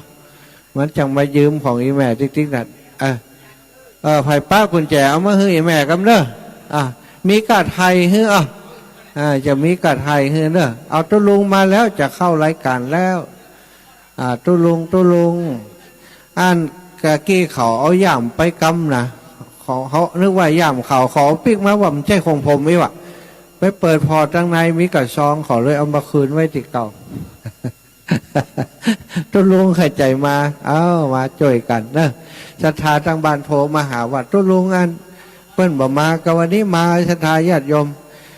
ถ้าเป็นนักมวยก็ยก5นะมวยเจิงนะเย็บหนีวนเจ็บติ๊กตึงแต่คืนมาถึงป๊บสวะไม่เฮอแล้วหนีเข้าซุ่มหายแซบวะตุลุงก็อิดเหมือนกันเนาะรายงานเหมือนกันเนอะตั้งบนถ้าพร้อมแล้วพออาจารย์ตั้งบนได้แล้วนะไอ้แม่เอาที่เปิดเบียร์มาเพ่ เอาไปไว้ตั้งนอกตั้งไว้เขาปะใส่บัตรได้ประกาศตะกี้ถ้าประกาศก็ได้ตะกี้บุญนะเนาะอนุโมทนาบุญเนอะศรัทธาปล่อยแม่ทั้งหลายวันนี้เราได้มาทำบุญตักบาตรร่วมกันทำบุญร่วมจัดตักบาตรร่วมขันครูบาอาจารย์มาเป็นตนบุญเป็นเนื้อนาบุญให้ปล่อยแม่เปิดมาปฏิบัติธรรมเข้ากรรมลุกขมูลอยู่ที่นี่เนาะมาอยู่ปฏิบัติเหมือนพระสงฆ์องค์สังฆเจ้าในสมัยก่อนอดีตการศรัทธาพ่อแม่จังสงสัยก็ว่าเปิดนิมนต์พระสงฆ์มาเป็น500 รูปเป็นพันรูปเนี่ยในสมัยพระพุทธเจ้าเปิดวันเอาไปอยู่กันยังไงนะก่อนมาพอตูประยบประยับที่เขาแปลงเนี่ยบักก่อนมันเปิดก็แปลงอย่างเงี้ยแปลงอย่างอีบ่ได้มีกุฏิบ่ได้มีวิหารอย่างสมัยนี้เนาะครูบาอาจารย์ปกติเปิ่นจะมีกุฏิเปิ่นอยู่สบายกุฏิที่วัดที่วาเข้าน้ำโภชนาอาหารห้องน้ำห้องถาดที่รับที่นอนสะดวกสบายสวะมดปล่อยแม่ออกจากวัดมานี่มานางนอนตูบมุงเพียงเนาะตั้งในก็เย็นเช็ดเหมือนกันนะวันก่อนเขาไปนอนเวียงเป่าตุลุงแดงว่าตื่นมาแล้วเสาะหาแข่งตัวเก่าปะจะได้ตุลุงมันเย็น ตั้งแต่หัวเข่าลงไปหาหน้าแข่งอยู่ไหนบอกอีว่าแกว่ามันถ้าจะชามันถ้าจะเย็นเนาะเย็นหนาวได้นะตั้งบนพออาจารย์ท่านแล้วก็กะแอมดังๆเนอะตั้งลุ่มก็จะบอกให้ตั้งบนต่อไปเลยเนาะพ่อแม่จะขึ้นไปร่วมโยงเข้าบาตรตั้งบนเป็นว่าเปิ้นไปนั่งตั้งบนอุ่นๆอยู่พุ่นจัดนักแล้วนะตั้งบนเนอะ เจริญปอนศรัทธาตั้งลุ่มขึ้นตั้งบนถ้าบ่ขึ้นก็นั่งอยู่ตั้งลุ่มหนาวอยู่ลุ่มนี้เนาะถ้าจะโยงเข้าบาตรด้วยกันไหวพระหับศีลก็ขึ้นไปตั้งบนจะสะดวกตรงไหนก็ตามอัตยาศัยเนอะพ่ออาจารย์ตั้งบนนั้นถ้าพร้อมแล้วก็เอาได้เลยตั้งลุ่มก็จะงดเสียงไว้ฮือเนอะกราบนิมนต์ครูบาอาจารย์ด้วยนะครับเนอะละครั้งเมงแล้วกราบนิมนต์ครูบาอาจารย์ทุกรูปทุกองค์ที่เมตตามาปฏิบัติธรรมลุกขมูลที่วัดม่อนห้วยแก้วของเฮาได้ขึ้นสู่พระวิหารครับถวายความเคารพกับนิมนต์ครับวันนี้ศรัทธาอีปอยอีแม่ไผ่อยู่บ้านใกล้ชิดติดเคียงกันนี่เนอะมาช่วยกันเพียวกันพัดปัดกวาดแห่มกำวันพูกได้ข่าวว่าพี่น้องเชียงใหม่คลื่นสีขาวจะมาหลายเปิ้นจะมาร่วมตานเมนการตานเมนก็ดีตานโรงศพก็ดีสิ้นปีนี่ต้องถือว่าเป็นสิ่งที่ดีมันเป็นการปล่อยเคราะห์สะเดาะเคราะห์ถ้าจะฮือดีปู่จาอันกรมไฟปล่อยด้วยเนอะกรมไฟแก่นละแต่คืนนี้แก่นละ99บาทเดียวนี้99เขาขี้ข้านทอนเหลือ80ดีวะลดมาแห่มเศร้ากันนะป่ะฮะเหลือ80แห่มวะนะดิมเบื้อเขาอย่าลดเหลือ50วะนะถ้า50แท้มันบอกกุ้มก้าอีวะบอกกุ้มกาซื้อมาปู่จามานั่นนะเนาะตั้งบนถ้าพร้อมแล้วก็แอมเลยเนอะพออาจารย์ขึ้นไปอยู่บนแล้วยังตั้งบนเดี๋ยวก็จะได้ไหวพระหับศีลเนาะไหวพระหับศีลแล้วก็โยงเข้าบาตรทำพิธีตั้งบนเรียบร้อยแล้วก็ครูบาอาจารย์เพื่อนก็จะมาบิณฑบาตเนอะเนื้อนาบุญของศรัทธาญาติโยมเดินมาแล้วเนาะหลวงพ่อถ้าจะหนาวนั่นเนี่ย เขากันหนาวหลวงพ่อเนาะอากาศ2-3 วันเมื่อนี้เป็นใจอีปอยอีแม่ช่วงก่อนนี้ยังฮ้อนอยู่นะตั้งแต่เปิดมาเข้าอันก่ำลูกขมูลนี่เย็นมาทันทีทันใดก็แปลกดีเหมือนกันนะเย็นอากาศเย็นปู่จาเข้าได้ไหมปู่จาเข้าเอาเข้ามาแหมปู่จาเข้าถ้าบัดได้ฮัดได้เท่าใดก็ได้เนอะเท่าใดก็ได้สักเช้าก็ได้50 100ได้หมดเนอะเลี้ยงเพลนเนี่ยแม่นี่แต่ปืนนี่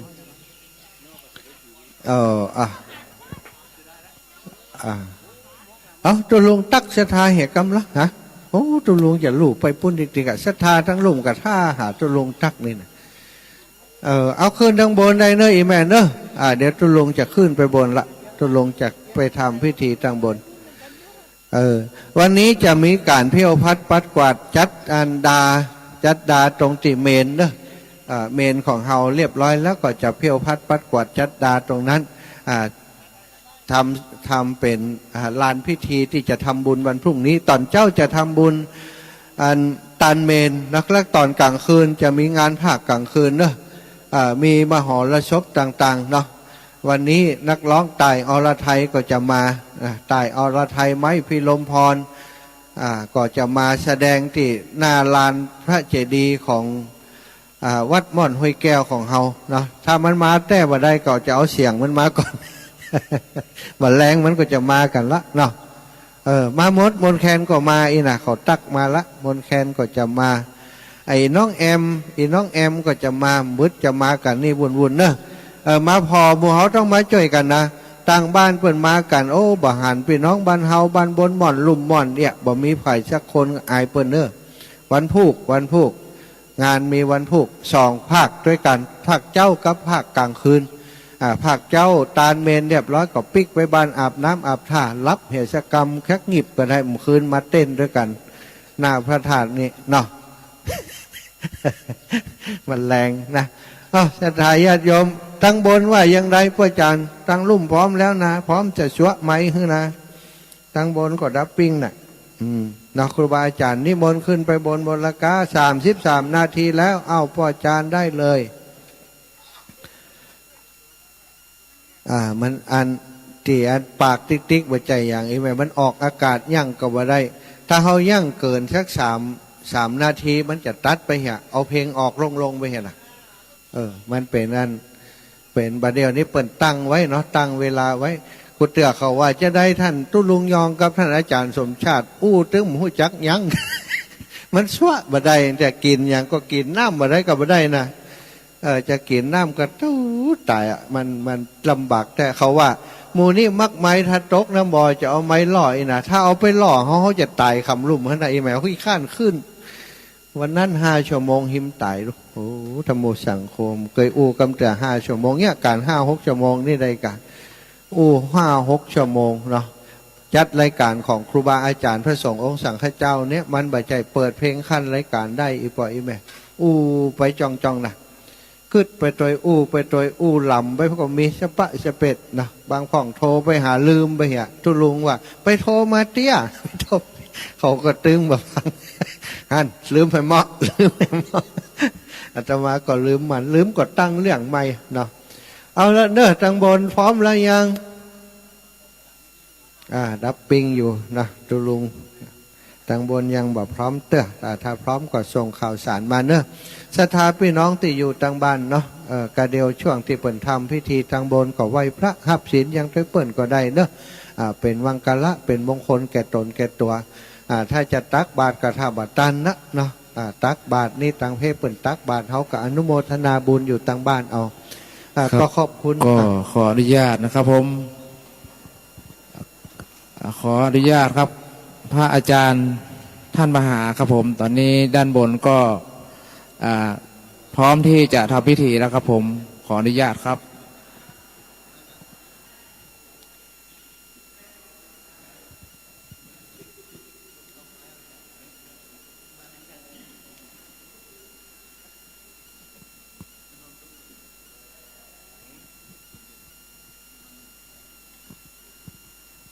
ครับประเคนขันข้าพระพุทธครับผม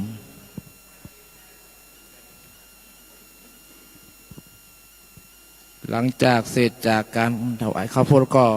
จะได้เข้าสู่พิธีนะครับไหว้พระแล้วก็กล่าวคำถวายข้าพระพุทธโยงเข้าบาตรแล้วเสร็จแล้วก็จะได้ลงไปด้านล่างนะครับไปบิณฑบาตนะครับพระสงฆ์จะได้บิณฑบาตด้านล่างนะครับ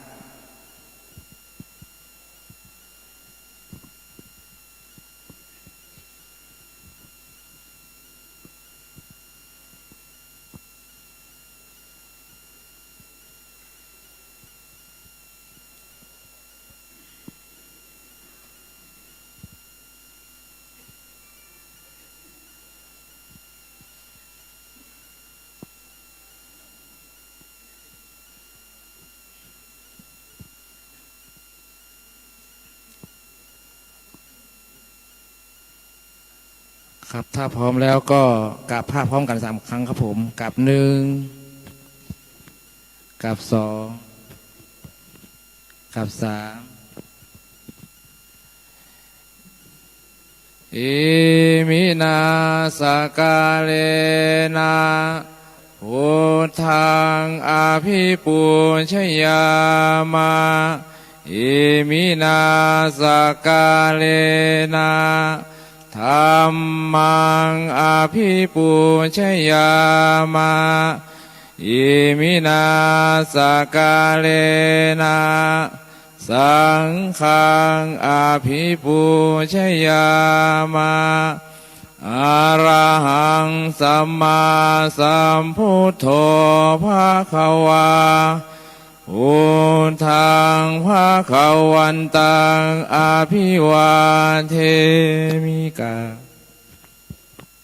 สวากขาโตภคะวตาธัมโมธัมมังนามัสสามิสุปฏิปันโนภะคะวะโตสาวกสังโฆสังฆังนามาครับกล่าวคำถวายข้าพระพุทธนะครับอิมังโอตานังพินทาตานังทีราตานานังสักกัจจังเทมาปูเจทุติยมปีอิมังโอตานังมินทาตานังทีราตานานังสักกัจจังเจมาปูเจ ตาติยามปีอิมังโอตานังอินทาตานังทีระตานานังสักกัจจังเพมาปุเชมาทิคารตังหาตายะทิตายะสุขายะยาวานิพพานายะสังวัตันตุโนอายุงเข้าบาทครับผมสา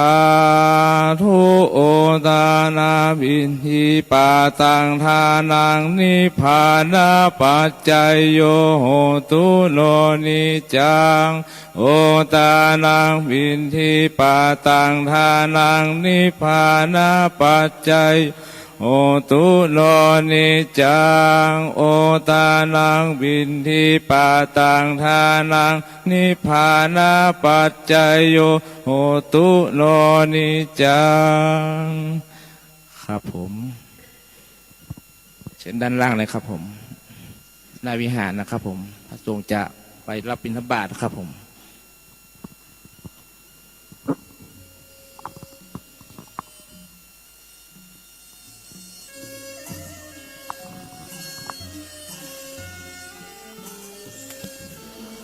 ตุลุงพูดถังลมได้เลยนะ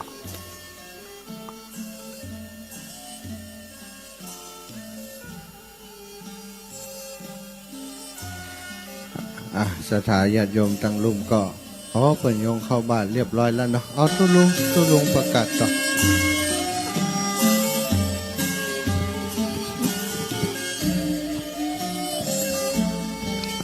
นะบาทแรกเป็นบาทปัจจัยเนอะศรัทธาสาธุชนทั้งหลายบาทแรกบาทที่นำหน้าเนาะเป็นบาทสำหรับปัจจัยเดี๋ยวมันจะสูญกันกรรมการที่ข้านไปจกเอาในไต่เข้าอีกวะนะบาทแรกก็ใส่ปัจจัยไปบาทต่อไปก็เข้าน้ำโภชนาอาหารพิกหารตานทั้งหลายเนอะแถวจะเริ่มจากตังพุ่นก่อนเนาะตังนาวัดตังพุ่นมาเนอะแถวจะเริ่มตังพุ่นมาครูบาอาจารย์ก็จะเดินลงมาตัวลุงต่อเลยเนาะเดี๋ยวผมจะถ่ายรูปบันทึกเป็นไลฟ์สดท่านอาจารย์เนาะคนนั้นคณะศรัทธาที่อยู่ทางบ้านนะครับขณะนี้ด้านหน้าวิหารหลวงวัดม่อนห้วยแก้วนะครับคณะศรัทธาก็ได้เตรียมตัวที่จะใส่บาตรนะครับขอบาตรแรกเป็นบาตรปัจจัยนะครับแล้วก็บาตรต่อไปก็จะใส่บาตรเป็นข้าวสารอาหารแห้งนะครับคณะสงฆ์ทั้งนั้นก็เตรียมตัวนะครับบรรยากาศในภาคเช้าที่วัดม่อนห้วยแก้วแห่งนี้ก็ดูสงบร่มรื่นนะครับอากาศเย็นสบายเลยทีเดียวนะครับกิจวัตรของการเข้าปฏิบัติธรรมนะครับลุกขมูลกรรมของคณะสงฆ์อำเภอเดหล่อจะมีไปจนถึงวันที่30นะครับก็น้อมเรียนเชิญท่านสะดวกวันไหนก็มาวันนั้นได้เลยนะครับบาทแรกนำโดยท่านหลวงพ่อท่านพระครูสุเมธธรรมเสวีนะครับท่านเจ้าอาวาสวัดม่อนฤาษีปากทางสามัคคีนะครับบาทแรกนะครับพร้อมกับพระสงฆ์ทั้งนั้นจำนวน20 กว่ารูปนะครับก็จะเดินตามหลวงพ่อนะครับสะดวกที่จะถวายปัจจัยก็เป็นบาทแรกนะครับขอย้ำอีกครั้งหนึ่งนะครับหมายมีนะครับผมในขณะที่มีการใส่บาตรในช่วงเช้านะครับหมายมีคณะศรัทธาที่จะร่วมบุญนะครับจะได้ขออนุญาตใช้ช่วงเวลานี้อนุโมทนาเลยนะครับพระครูทองอินแม่อัมพรพรหมจันใจอุทิศไปหาแม่อุ้ยบุตรวงศาอินพ่อเชยกาบวังแม่บุญกาบวังพ่อกำนันอำนวยกาบวังและเจ้ากรรมนายเวรนะครับมีถวาย1 ซองนะครับมีพ่อบุญส่งด้วยนะครับพ่อบุญส่งหมายมีนางเดือนเบียงทองนะครับตานไปหาผู้ล่วงลับนะครับจำนวน50 บาทนางทรตานไปหาพ่อและแม่นะครับจำนวน20 บาทครับ แม่เตือนตาอินตาพร้อมครอบครัวบ้านสันหินนะครับถวายลูกแก้วจำนวน100 บาทนะครับแม่นางดาวเรืองใจยาอุทิศไปหานางนำสุการะนะครับจำนวน1 ซองนางตวงรัตน์วงรังกาอุทิศไปหาแม่เพ็ญวีระนะครับจำนวน1 ซองหมายมีนายประสิทธิ์นางจัญญาตานไปหาพ่ออุ้ยนะครับพ่ออุ้ยพ่องกาสุการะนะครับแม่อุ้ยเอ้ยสุการะนะครับจำนวน1 ซองนะครับนายประสิทธิ์นางจัญญาอินใจคำนะครับตานไปหาพ่ออุ้ยขันแม่อุ้ยเป่งอินใจคำ1 ซองนะครับนายประสิทธิ์นางจัญญาอินใจคำนะครับตานไปหาพ่ออุ้ยถาสุกาละนะครับก็อนุโมทนานะครับตอนนี้คณะสงฆ์ก็เดินรับบาตรอยู่นะครับ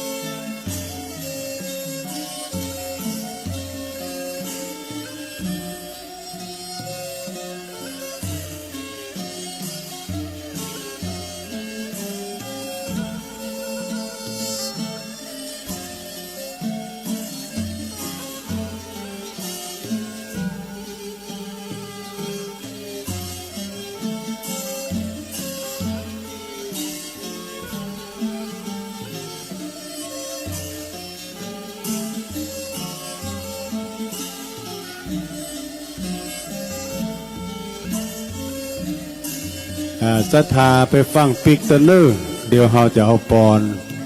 หลังจากที่ครูบาอาจารย์ได้ฮือศีลฮือปอนเป็นที่เรียบร้อยเจ้าเจริญปอนเราจะได้ถวายพระทหารเจ้ากับครูบาอาจารย์แล้วก็เป็นขโยมด้วยกันด้วยท่านพระครูสุเมธเปิ้นเป็นห่วงว่างานเปิ้นงานตัวกำเดียวก็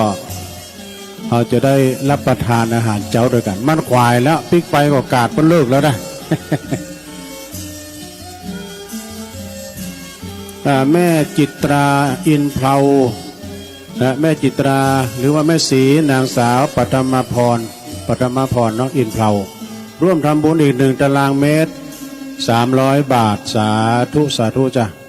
เปิ่นมาถวายพัฒหารเพนพัฒหารเจ้าโดย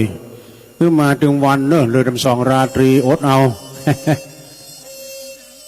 เพราะฉะนั้นก็ขออนุโมทนาตอนนี้ท่านมหาเพื่อก่อนไลฟ์สดเนอะแยงมาดัง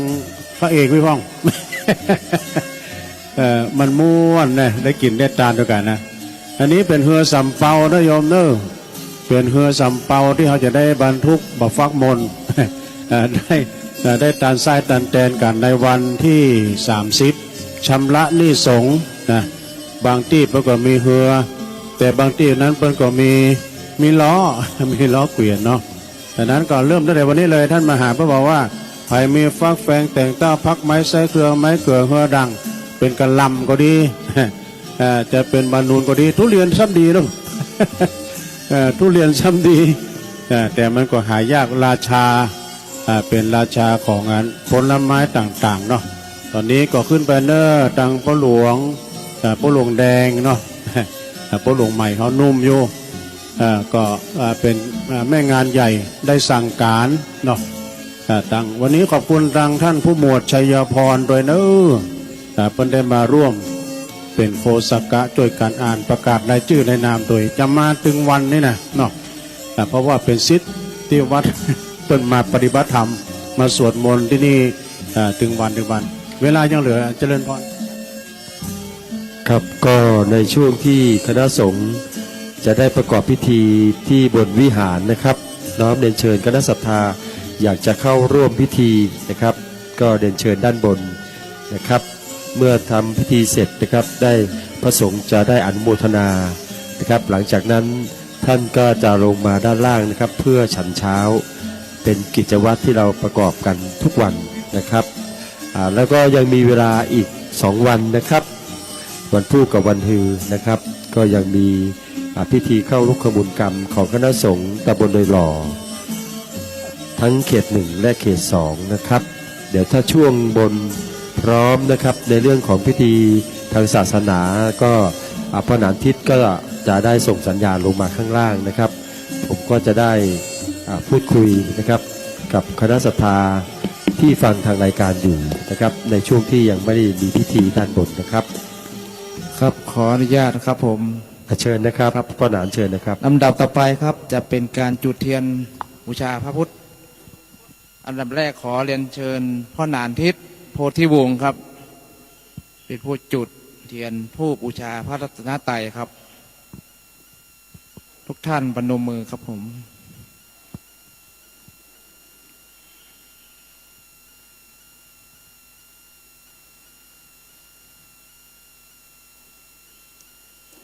ครับอีก7 เล่มของสัตบาลนะครับอันดับแรกเล่มที่1นะครับคุณสมคิดทิพย์ทงครับบ้านหลังม่อนครับเรียนเชิญครับผม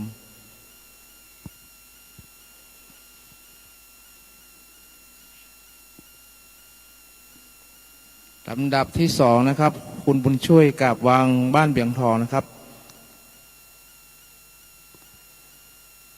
อันดับ3นะครับพ่อแดงจิ๊บทงนะครับยืนรอเลยครับผม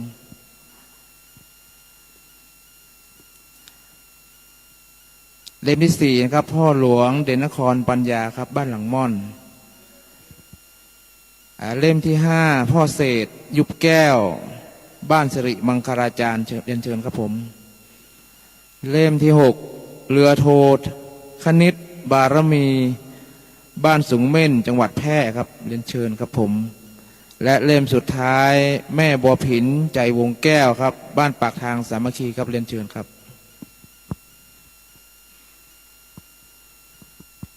หลังจากเสร็จการจุดเทียนสัตบัญทั้ง7 เล่มจะสมาทานศีลพร้อมกันนะครับผม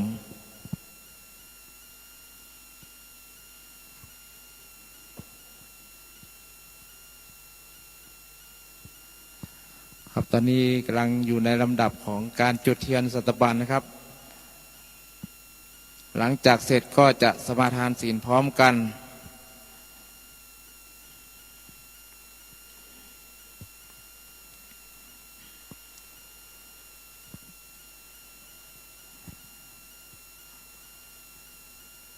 หลังจาก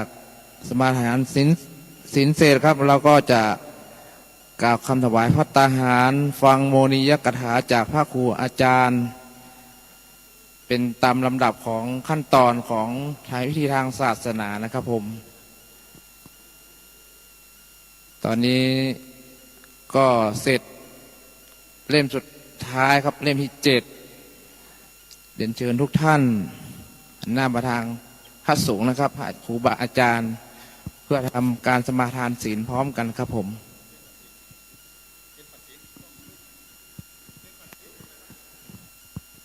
ขอเรียนเชิญพ่อหนานครับพ่อหนานอาจารย์ครับเคนขันศีลนะครับแล้วก็ปัจจัย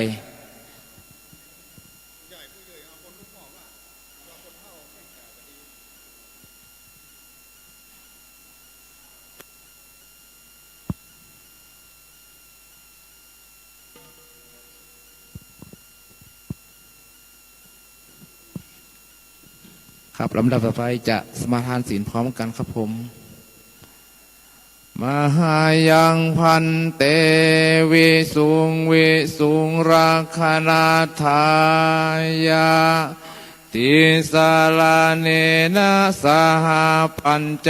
ศีรานิยาจามา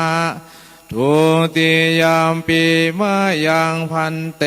วิสุงวิสุงรักขณาทายาติสารเนนะสหปัญจศีรานิยาจามาตาติยามปีมะยังพันเตวิสุงวิสุงรักขณาทายาติสารเนนะสหปัญจศีรานิยาจามานะโมตัสสะภะคะวะโตอะระหะโตสัมมาสัมพุทธัสสะนะโมตัสสะภะคะวะโตอะระหะโตสัมมาสัมพุทธัสสะนะโมตัสสะภะคะวะโตอะระหะโตสัมมาสัมพุทธัสสะนะโมตัสสะภะคะวะโตอะระหะโตสัมมาสัมพุทธัสสะนะโมตัสสะภะคะวะโตอะระหะโตสัมมาสัมพุทธัสสะนะโมตัสสะภะคะวะโตอะระหะโตสัมมาสัมพุทธัสสะพุทธังสรณังคัจฉามิพุทธังสรณังคัจฉามิธัมมังสรณังคัจฉามิธัมมังสรณังคัจฉามิสังฆังสรณังคัจฉามิสังฆังสรณังคัจฉามิ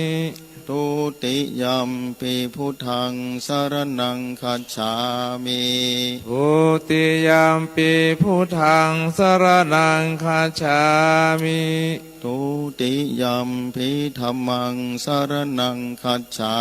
มิทุติยัมปิธัมมังสรณังคัจฉามิทุติยัมปิสังฆังสรณังคัจฉามิทุติยัมปิสังฆังสรณังคัจฉามิตาติยัมปิพุทธังสรณังคัจฉามิตาติยัมปิพุทธังสรณังคัจฉามิตาติยัมปิธัมมังสรณังคัจฉามิตาติยัมปิธัมมังสรณังคัจฉามิตาติยัมปิสังฆังสรณังคัจฉามิตาติยัมปิสังฆังสรณังคัจฉามิติสรณะขมนังนิธิตังอามาพันเตปานาติปาตาเวรมณีสิกขาปตังสมาธิยามิปานาติปาตาเวรมณีสิกขาปตังสมาธิยามิอาทินนาทานาเวรมณีสิกขาปตังสมาธิยามิอาทินนาทานาเวรมณีสิกขาปตังสมาธิยามิกาเมสุมิชาจาลาเวรมณีสิกขาปตังสมาธิยามิกาเมสุมิจฉาจาราเวรมณีสิกขาปตังสมาธิยามิมุสาวาทาเวรมณีสิกขาปตังสมาธิยามิมุสาวาทาเวรมณีสิกขาปตังสมาธิยามิสุราเมรยะมัชฌปมาทฐานาเวรมณีสิกขาปตังสมาธิยามิสุราเมรยะมัชฌปมาทฐานาเ เวรมณีสิกขาปะทังสมาธิยามิ อิมานิปัญจสิกขาปตานิสีเลนะสุขติยันติ ธงชาติและเพลงชาติไทยเป็นสัญลักษณ์ของความเป็นไทย เราจงร่วมใจยืนตรงเคารพธงชาติด้วยความภาคภูมิใจในเอกราชและความเสียสละของบรรพบุรุษไทย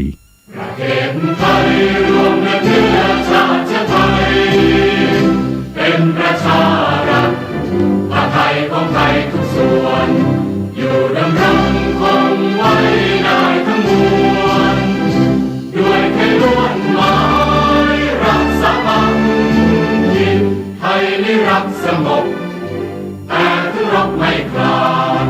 เอกราชจะไม่ให้ใครคุมทีสละเลือดทุกอย่างเป็นชาติทะเลพลังประเทศชาติไทยทวีมีชัยชโย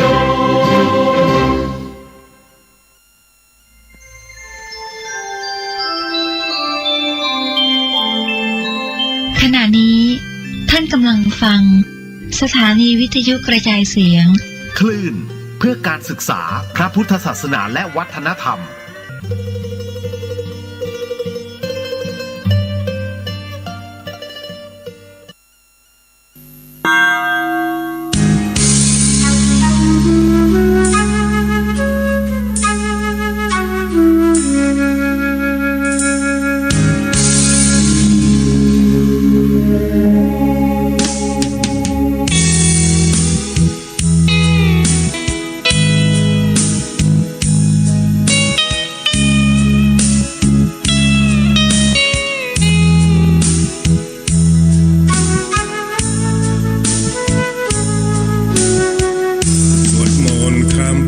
สร้างบารมีข้ามพศ แด่พระภิกษุสงฆ์ขอพระภิกษุสงฆ์จงรับภัตตาหารพร้อมทั้งของอันเป็นบริวารทั้งหลายเหล่านี้ ของข้าพเจ้าทั้งหลาย เพื่อประโยชน์และความสุขแก่ข้าพเจ้าทั้งหลายตลอดกาลนานเทอญ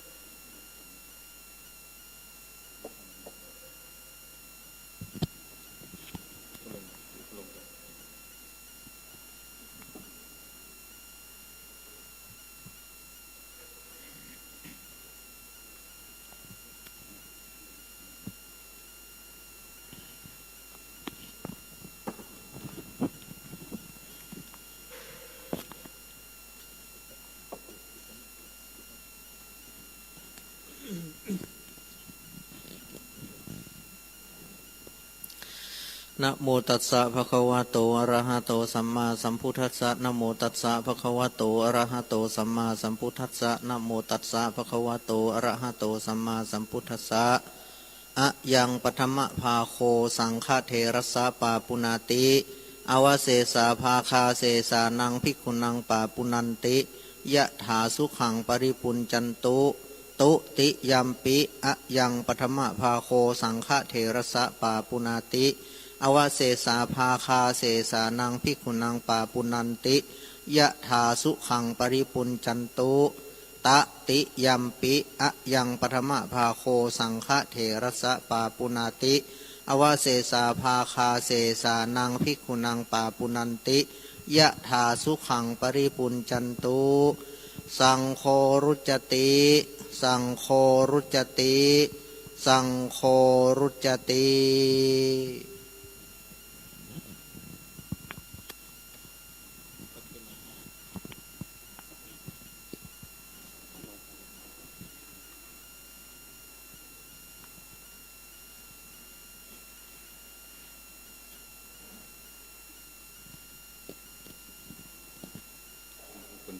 นั่งที่นั่งคนเดิน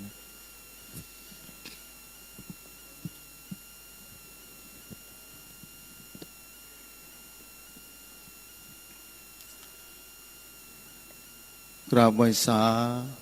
พระรัตนตรัยเจ้าแก้วต่างสรรพการเป็นอย่างยิ่งกราบไหว้สาถวายความเคารพธรรมพระครูสุเมธธรรมเสบีซึ่งเป็นประธานสงฆ์ในเจ้าวันนี้พร้อมทั้งธรรมพระครูสถิตสารคุณวัดหนองผาเขาไหว้สาพระมาเถระเจ้าครูบาอาจารย์เจ้าครูตนครูองค์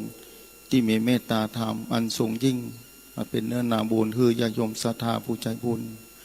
เจริญพรญาติโยมศรัทธาผู้ใจบุญทุกท่านทุกคนวันนี้วันที่28เจ้าที่3แล้วการเข้าลูกขมูลกรรมปฏิบัติธรรมที่วัดม่วนห้วยแก้วที่นี่ผู้คนได้มาทำสิ่งที่ดีงามเกิดขึ้นกับตัวเขาในเจ้าวันนี้ตั้งแต่นำดอกไม้นำมาใส่ขานแก้วทั้ง3ปัตตาหารได้ถวายทำบุญใส่บาตรบุญกุศลนั้นมีลำก้าศรัทธาสาธุชนผู้ใจบุญสร้างบารมีมากับตัวเก่าตลอดเวลาเจ้าวันนี้เจ้า3เจ้าแล้วบางคนมาถึงวันเพื่อสร้างบารมีกับตัวเก่าและเข้าใจเป็นอย่างดีวันนี้วันที่28บางคนนึกอยู่ในใจว่าเหลือมากี่วันแล้วจะหมดปี2565ว่ากี่วันนี้จะเข้าสู่ปีใหม่แล้วเวลานี้มีกล้าพยายามทำให้เต็มที่กับตัวเก่าแบบนี้เป็นที่น่าอนุโมทนาเป็นอย่างยิ่งและบุญเหล่านี้มีความจำเป็นต่อชีวิตของศรัทธาผู้คนเพราะชีวิตคือการเดินต่างเมื่อเราต้องเดินต่างอย่างเหงาไกลสำหรับวัฏสงสารที่จะต้องเวียนว่ายตายเกิดสิ่งที่ดีที่สุดนั่นคือเสบียงของการเดินทางนั่นก็คือบุญนี้มีความจำเป็นทุกคนเกิดมามีความจำเป็นของชีวิตนั่นคือจะต้องใจบุญกุศลเป็นเครื่องอาศัยเจ้าวันนี้เหมือนกันถ้าศรัทธานึกถึงการเดินทางของชีวิตในสมัยโบราณเก่าก่อนศรัทธาอายุ50 ปีขึ้นไปตอนนี้คงจะจำกันได้ว่าเวลาเดินทางสมัยก่อนต้องห่อเข้าไปวันค่ำนี้ถ้าไม่มีข้าวห่อเวลาบึดตอนมาถึงความหิวโหยของร่างกายก็เกิดขึ้นถ้าบ่มีข้าวห่อจะอิดปั่นได้ยิ่งการเดินทางเป็นเดือนแล้วสมัยเก่าก่อนต้องใจล้อใจเกวียนเดินทางไปมาหาสู่กันแต่การเดินทางของชีวิตนี้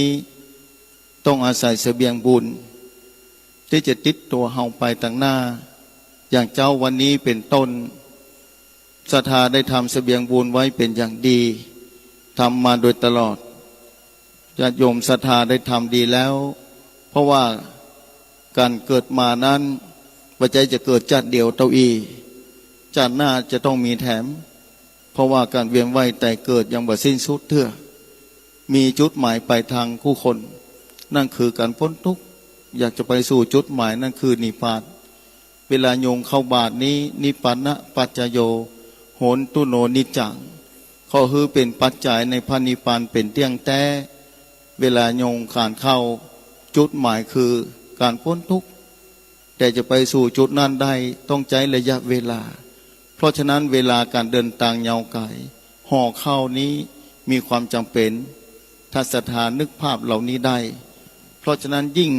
หมดปีหมดวันหมดเดือนเวลาก็หมดไปถึงวันเมื่อเวลาหมดไปเอาห้องคืนมาบ่ได้เพราะฉะนั้นวันนี้มีค่าที่สุดทุกคนกำลังห่อข้าวของตัวเก่าไว้เพื่อจะเป็นเสบียงติดถุงติดใต้ไปฟังธรรมครูบางครั้งฟังธรรมครูอาจารย์สุเมธธรรมศิวีเตศฟังแล้วเกิดนึกขึ้นในใจว่าวิวมากันเนออินดูศรัทธาบางคนถ้าบ่แปลงห่อเข้าไว้คือกับตัวเก่าเจ้าวันนี้ศรัทธาแปลงไว้ดีแล้วมีความอุ่นใจ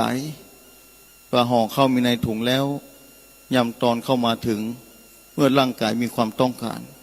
ที่จะต้องเดินต่อไปแห่งวันนึงสามารถจะเดินเข้าไปต่อไปได้อยู่พอข้อเข้าห่อมีแล้วบุญกุศลที่ศรัทธาทำบ่ได้เหือดหายไปไหนเป็นเงาติดตามตัวศรัทธาไปตลอดเวลาศรัทธาออกจากวิหารนี้ไปลองพอเตอร์ ตะวันทอแสงลงมาเงาของศรัทธาจะทอดลงไปบนพื้นดินโดยศรัทธาไปแถวบ้านเบื้องเดียวกันเจ้านี้ศรัทธาได้ทำบุญส่วนตานไว้เป็นเสบียงเงาติดตามโยมไปตลอดเวลาศรัทธาสาธุชนผู้ใจบุญคู่คนเพราะฉะนั้นมั่นใจและสบายใจได้ในการสร้างบารมีครับตัวเก้าในแต่ละเจ้าแต่ละวันเจ้าวันนี้เป็นที่อันน่านุโมทนาเป็นอย่างยิ่งแล้วนาที่ศรัทธาสาธุชนผู้ใจบุญหลั่งไหลพาการเดินทางมาทำบุญที่วัดม่วนห้วยแก้วที่นี่เพราะมีครูบาอาจารย์เจ้ามาประพฤติปฏิบัติธรรมถือธุรงควัดลูกขมูลละกรรมเพื่อให้ญาติโยมศรัทธาได้สร้างบารมีแป่งห่อเข้าไว้ให้ใหญ่ๆเพื่อจะแบกใส่ถุงไว้เวลาหิวเมื่อใดจกออกมากินได้เมื่ออ่านแบบนั้นเพราะฉะนั้นเจ้าวันนี้บุญใดกุศลใดที่ญาติโยมศรัทธาได้กระทำไว้เป็นดีแล้วคือเป็นที่อยู่ของใจของศรัทธา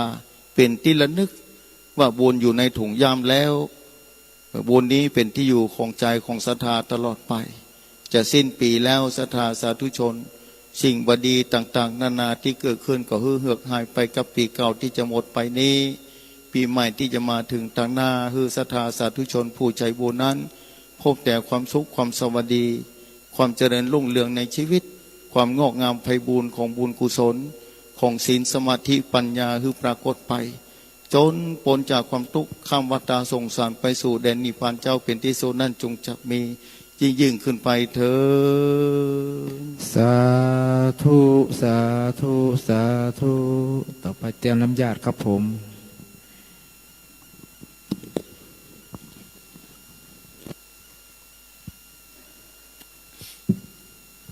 ยะถาวาริวหาปุราปริปเรนติสาการังเอวะเมวะอิโตตินังเปตานังอุปกัปปติอิจิตังปฏิตังตุมหังคิปะเมวะสมิจจตุสเปปุเรนตุสังกปาจันโทปนรโสยถามณิโจติรโสยถาเววัจจันโตสัมภโรโคเวนัสสตุมาเตตารายโยสุขิเตกายุโกภวสัพพิติโยโตสัมภโรโคเวนัสสตุมาเตตารายโยสุขิเตกายุภวสัพพิติโยวิวันตุสัมภโรโคเวนัสสตุมาภวัตวันตารายโยเอกายุโกภวะดานาสีเลสนิจจังวุฒาปจายโนมาวัฏทันติอายุวันโนสุขังอาลังอายุวัตตะโกธนวัตตะโกสิเรวัตยาสวัตตะโกปะละวัตตะโกวันนวัตตะโกโหตุสัพพทาทุกขโรราโสกาสัตตุจุปัตถวาอเนกาอันตยาปิวินัสสันตุจเตสสาจยเสตลาภังโสทิภกยังสุขังพลังยุจวันโนจะโอคังวุธิจยสวาสาจะอายุจะเชียวเทอวันตุเตอวตุสัพพมังตุสัพพเทวตาสัพพอุณนุภาเวนัสทธาโสติภวันภวตุสัพพมังกลังรัก ตุสัพพะเทวตาสัพนุอาเวนัสสทธาโสทิปวันตุเตขันตุสัพพะเทวตาปสังฆานุภาเวนัสสทธาโสทิภาวันตุเตสาธุสาธุสาธุเรียนเชิญทุกท่านเจริญภาวนาให้ครบองค์ครับผม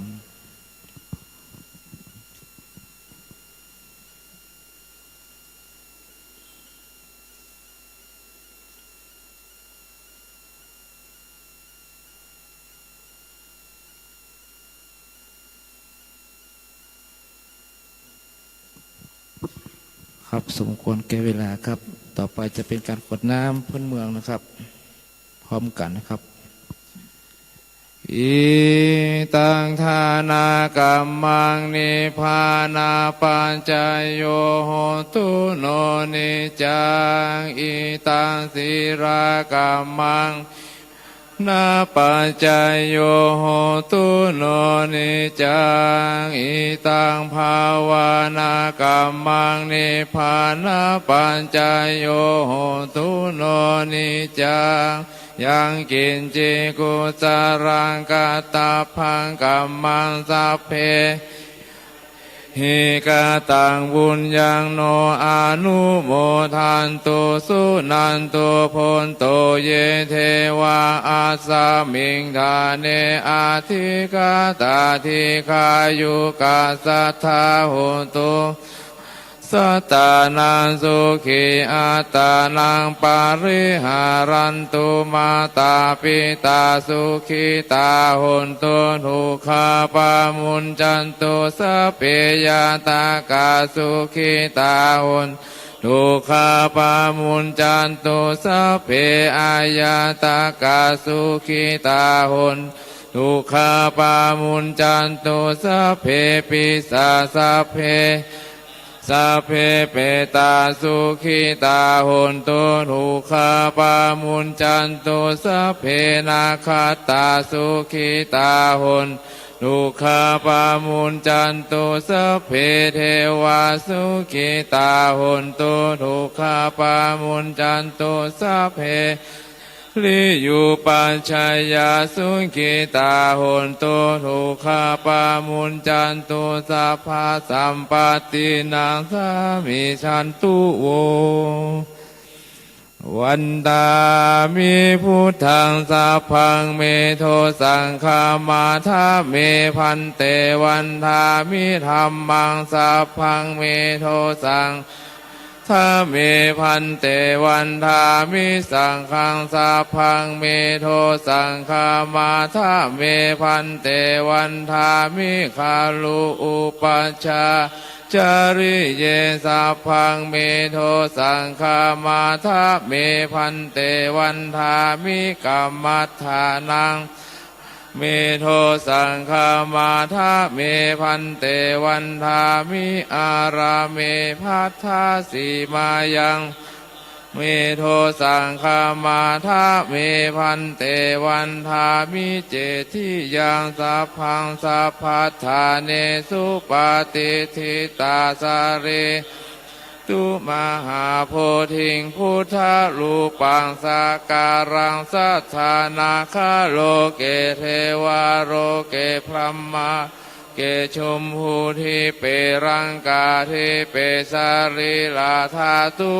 เกสาธาตุโยอะระหันตาธาตุโยเจติยังขันธาคุตจาตุราสิติสาหัสเสธรรมขันเทสัพเพสังพระเจติยังอหังวันทามิสัมปะโสกราบกราบกราบวันทาครูบาอาจารย์เด้อวันทามิพันเตสัพพังอาปาราทังคามาทาเมพันเตมะกตังบุญยังอนุ อนุโมทิตาพังสามินากาตังบุญยังไมหังทาตาพังสาธุสาธุสาธุอนุโมทามิ อายุวันโนสุขังพลังบุญก้ามบุญจูบุญรักษากันเนอ สาธุพันเตสาธุพันเตสาธุพันเตครับลาพระนะครับผมหันทธานิเมื่อยังพันเตคาฉามะพหุกิจจามะยังพหุการณิยา ยัสสถานิตุมเหกลังมัญญาธา สาธุพันเตสาธุพันเตสาธุพันเต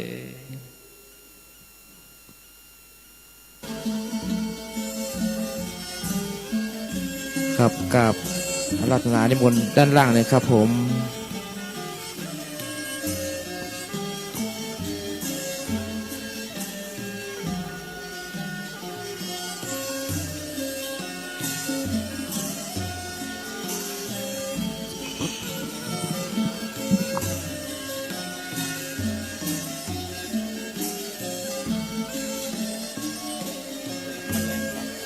เดี๋ยวไปตรงภูเข้ากันเลย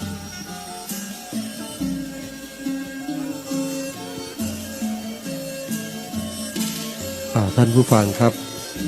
ขณะนี้คณะสงฆ์นะครับได้สัมโมทนียกถานะครับให้สิทธิให้พรคณะญาติโยมเสร็จแล้วนะครับคณะสงฆ์ทั้งนั้นจะได้ลงฉันเช้านะครับซึ่งทางคณะศรัทธาคณะกรรมการได้จัดเตรียมภัตตาหารเช้าไว้แล้วนะครับสำหรับการถ่ายทอดสดถ่ายทอดเสียงนะครับก็ดำเนินการมาตั้งแต่เวลา5 นาฬิกานะครับขณะนี้พิธีกรรมในงานพิธีเข้าลูกมูลกรรมนะครับคณะสงฆ์ตำบลในหล่อเขตที่1และเขตที่2ในภาคเช้านะครับก็คงจะเสร็จสิ้นแล้วนะครับตอนนี้คณะสงฆ์เดินทางลงฉันเช้านะครับท่านตุลุงจะมีอะไรถึงคณะศรัทธาในช่วงท้ายนี้ไหมครับไม่มีนะครับเพราะว่าการถ่ายทอดเสียงกำหนดไว้ตั้งแต่เช้ามืดนะครับเช้าตรู่จนถึงเวลาประมาณ 9 นาฬิกาของทุกวันนะครับที่มีพิธีเข้าลุกมูลกรรมหรือว่าเข้ากรรมนะครับทางเหนือเรานะครับก็ถือว่าเป็นการปฏิบัติธรรมวิปัสสนานะครับขั้นสูงอีกแขนงหนึ่งนะครับซึ่งคณะสงฆ์ก็ได้มารวมตัวกันนะครับที่จะได้ปฏิบัติธรรมวิปัสสนาชั้นสูงณวัดม่อนให้แก้วแห่งนี้นะครับในช่วงท้ายนี้ก็คงจะเสร็จสิ้นภารกิจแล้วนะครับสำหรับสถานีเครือข่ายที่ท่านได้ถ่ายทอดสัญญาณนะครับก็ขอขอบพระคุณเจ้าหน้าที่ดีเจทุกสถานีนะครับคงจะต้องส่งท้ายหรือว่าทิ้งท้ายในวันนี้เพียงเท่านี้นะครับขอกราบนมัสการพระคุณเจ้านะครับคณะสงฆ์ทุกองค์ทุกรูปนะครับในช่วงพระค่ำจะได้กลับมาพบกันอีกครั้งหนึ่งนะครับขอกราบนมัสการและก็ขอกราบสวัสดีกับคณะศรัทธาญาติโยมที่ฟังอยู่ทางสถานีทุกท่านด้วยนะครับ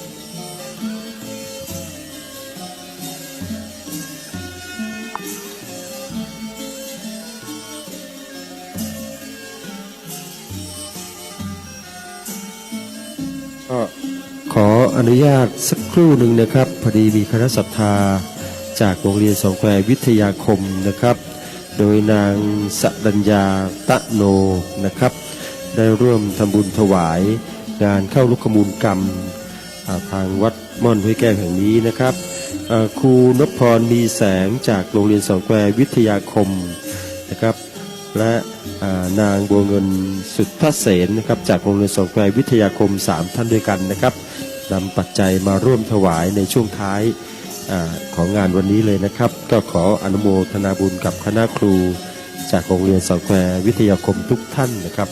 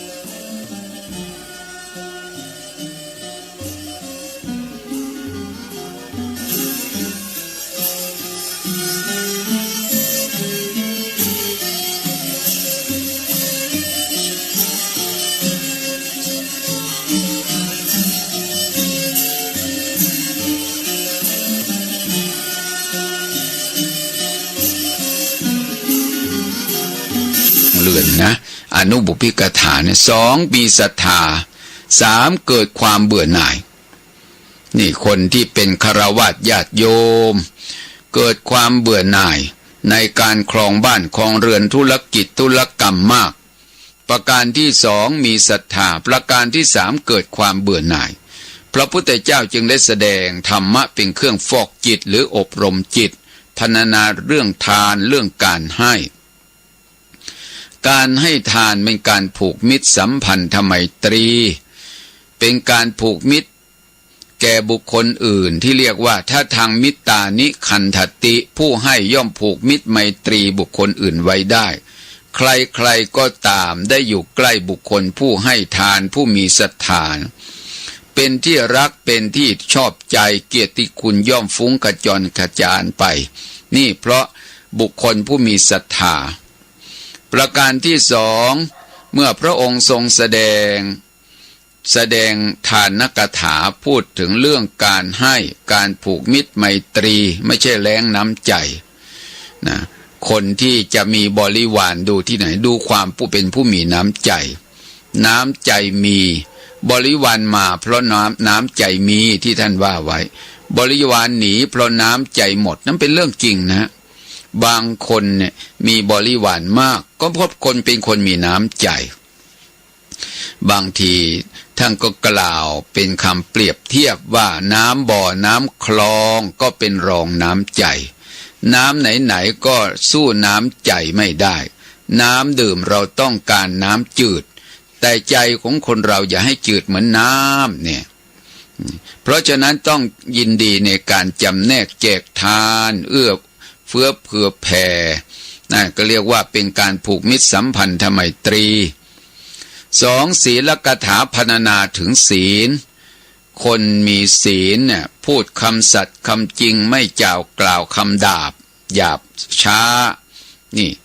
คือคนมีศีลจะกล่าวคำมีศีลมีธรรมพรรณนาเรื่องศีลทำให้คนรวยศีลทำให้เราสวย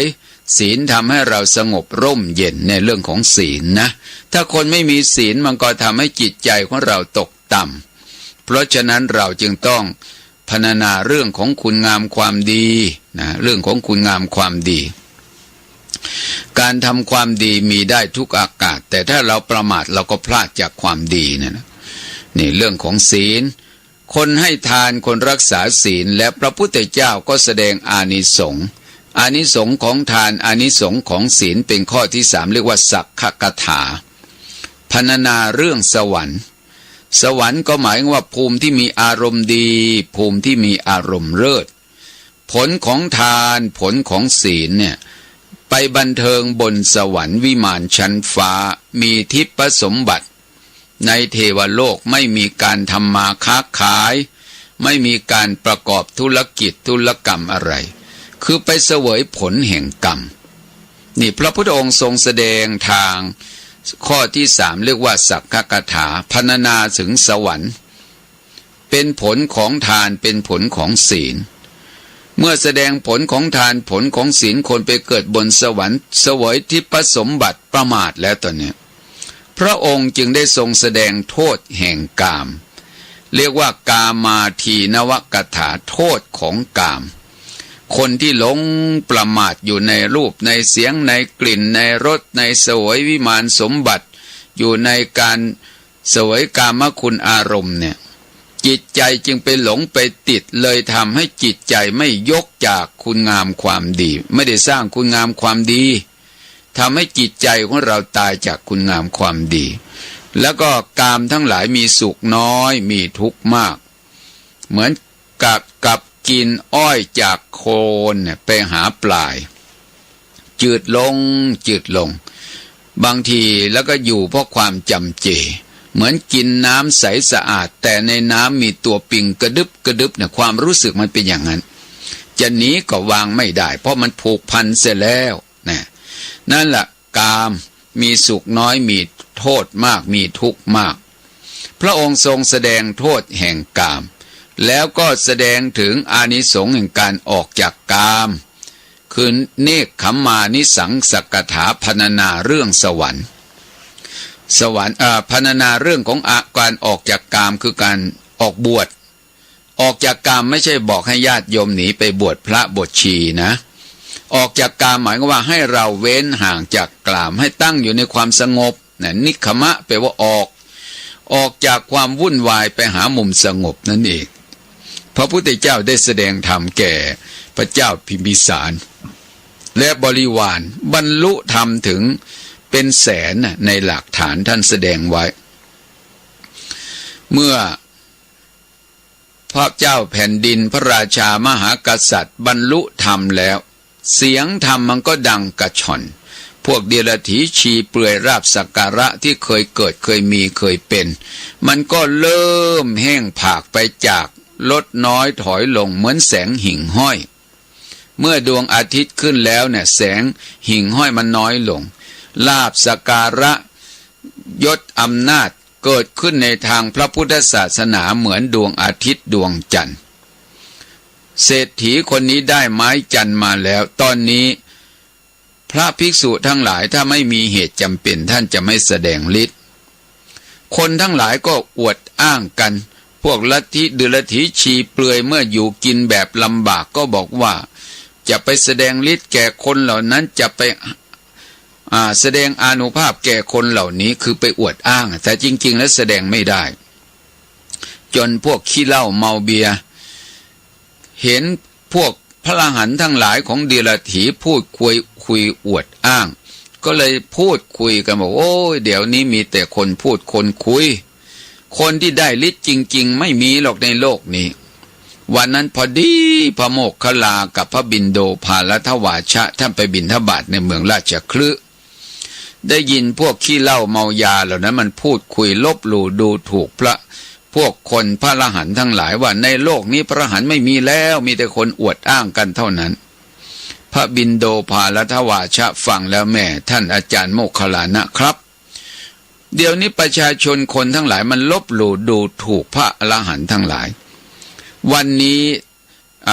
ท่านอาจารย์จะแสดงฤทธิ์หรือจะให้ผมแสดงฤทธิ์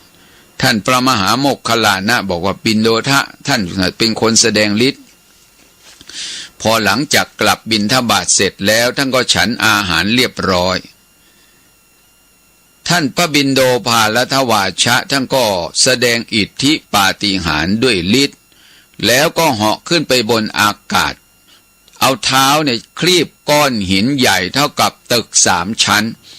เสียงดังเหมือน F16 วื้อไปบนอากาศรอบเมืองราชคฤห์ผ่านไปบ้านเศรษฐีที่เอาไม้ขึ้นไว้บนยอดปลายไม้ไผ่ว่าใครเป็นพระอรหันต์มาห่อเอาบาตรที่เรากึงไว้ถ้าใครมาเอาบาตรลูกนี้ไปข้าพเจ้าและลูกเมียจะเป็นทาสรับใช้เป็นตระกูลอุปถากของคนเหล่านั้นพวกเดรัจฉีชีเปลือยทั้งหลายจะมาขอบาตรยังไม่ได้แสดงฤทธิ์ทำพิธีการต่างๆพระบิณโดภาลทวาชะเหาะไปค่ำกลางบ้านของเศรษฐีเห็นก็รู้ว่าพระบิณโดภาลทวาชะโอ้ยพระผู้เป็นเจ้าของเรานี่เองพอมองเห็นเท่านั้นแล้วก็ท่านใช้เท้าเนี่ยเหวี่ยงก้อนหินไปตกด้านนอกแล้วท่านก็กลับมาสู่วัดพระเวรุวันประชาชนคนทั้งหลายที่ไปทำไร่ไถนามาไม่ได้เห็นการแสดงฤทธิ์ก็เลยกลับมาบ้านกินข้าวกินปลาเสร็จแล้วก็ไปที่วัดเวรุวันเศรษฐีและภรรยาและลูกก็นำบาตรไม้จันทร์เอาไปถวายพระบิณโดภาลทวาชะเสร็จแล้วประชาชนคนทั้งหลายก็บอกพระบิณโดว่าหลวงพ่อหายตัวลงดูทีหลวงพ่อก็หายวับเลยหลวงพ่อดำดินสิหลวงพ่อบิณโดก็ดำดินพึดหายไปเลยเอาหลวงพ่อเหาะขึ้นไปบนอากาศที่ก็เหาะขึ้นไปบนอากาศประชาชนคนทั้งหลายพากันมาดูการแสดงฤทธิ์ของพระบิณโดภาลทวาชะเหมือนชาวประมงแย่งป่าเพราะอยากจะดูฤทธิ์ต่างๆพระบิณโดเป็นผู้ชำนาญด้วยฤทธิ์แสดงฤทธิ์อย่างนั้นพระพุทธเจ้าทราบเหตุได้ยินเสียงประชาชนคนทั้งหลายเหล่านั้นเสียงอื้ออึงเหมือนกับชาวประมงแย่งป่าก็ถามพระอานนท์นี้อะไรกันเสียงอะไรดังอกระทึกคึกโครมที่หน้าวัดพ พระอานนท์บอกว่าบัดนี้พระบิณโดภาและทวาชะกำลังแสดงฤทธิ์แก่ประชาชนทั้งหลายมาขอดูฤทธิ์พระพุทธเจ้าค่ะ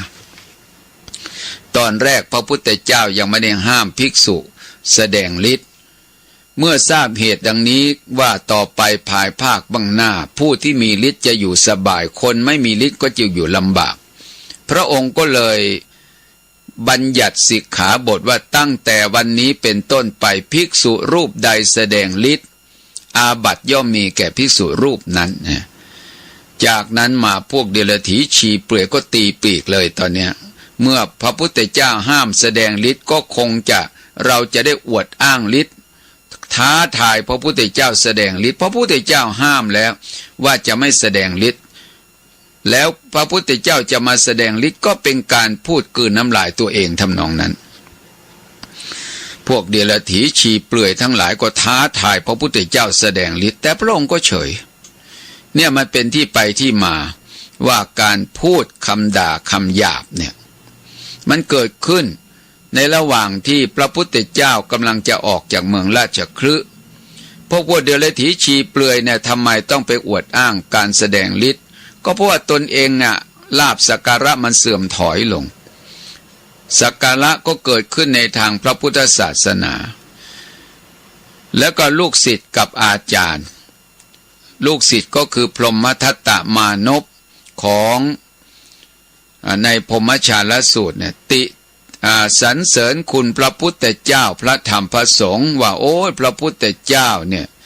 น่าเลื่อมใสศรัทธาพระธรรมคำสอนก็พระองค์ก็ไพเราะพระสงฆ์ก็ปฏิบัติธรรมงามส่วนเดรัจฉีชีเปลือยของลูกศิษย์ของสุปิยปริภาชกซึ่งเป็นอาจารย์เนี่ยสุปิยปริภาชกเมื่อลูกศิษย์ตนเองมันหาความดีไม่ได้เวลาเดินก็กระโดดโลดเต้นแลบลิ้นปิ้นตามารยาทไม่เรียบร้อยไม่นำมาซึ่งความเลื่อมใสเพื่อจะข่มคนอื่นยกตัวเองเลยตำหนิพระพุทธเจ้าพระธรรมพระสงฆ์เนี่ยแล้วก็ท้าทายพระพุทธเจ้าแสดงฤทธิ์กันพอถึงตอนเย็น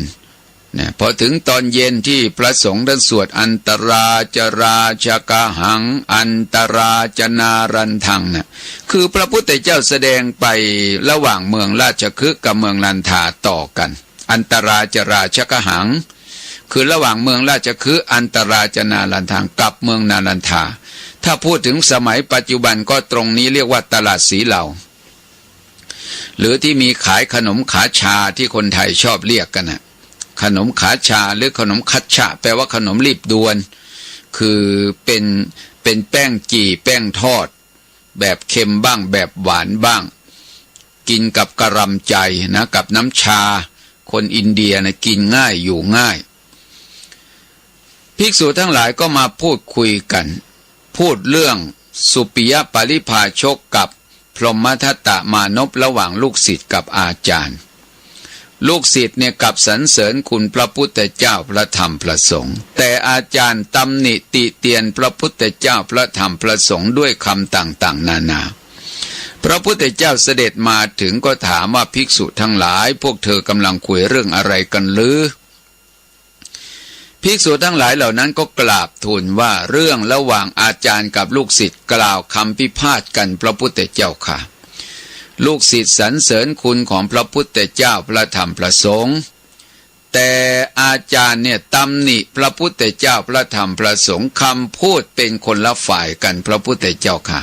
หม่อมฉันกำลังคุยเรื่องนี้อยู่พระองค์ก็เสด็จมาพอดีนี่แหละพระพุทธเจ้าค่ะพระพุทธเจ้าบอกภิกษุทั้งหลายว่าภิกษุทั้งหลายพวกเธออย่าได้ดีใจเมื่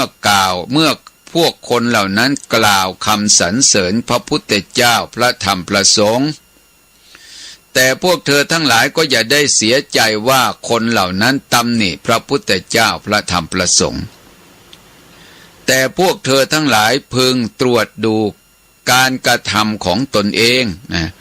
การกระทำอันบริสุทธิ์หรือความเศร้าหมองของตนเอง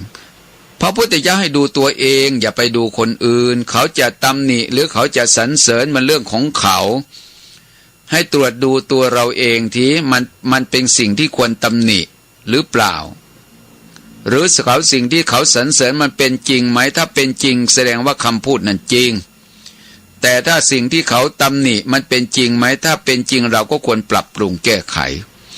พระพุทธเจ้าให้ดูกรรมอันบริสุทธิ์หรือเศร้าหมองของตนเองเนี่ย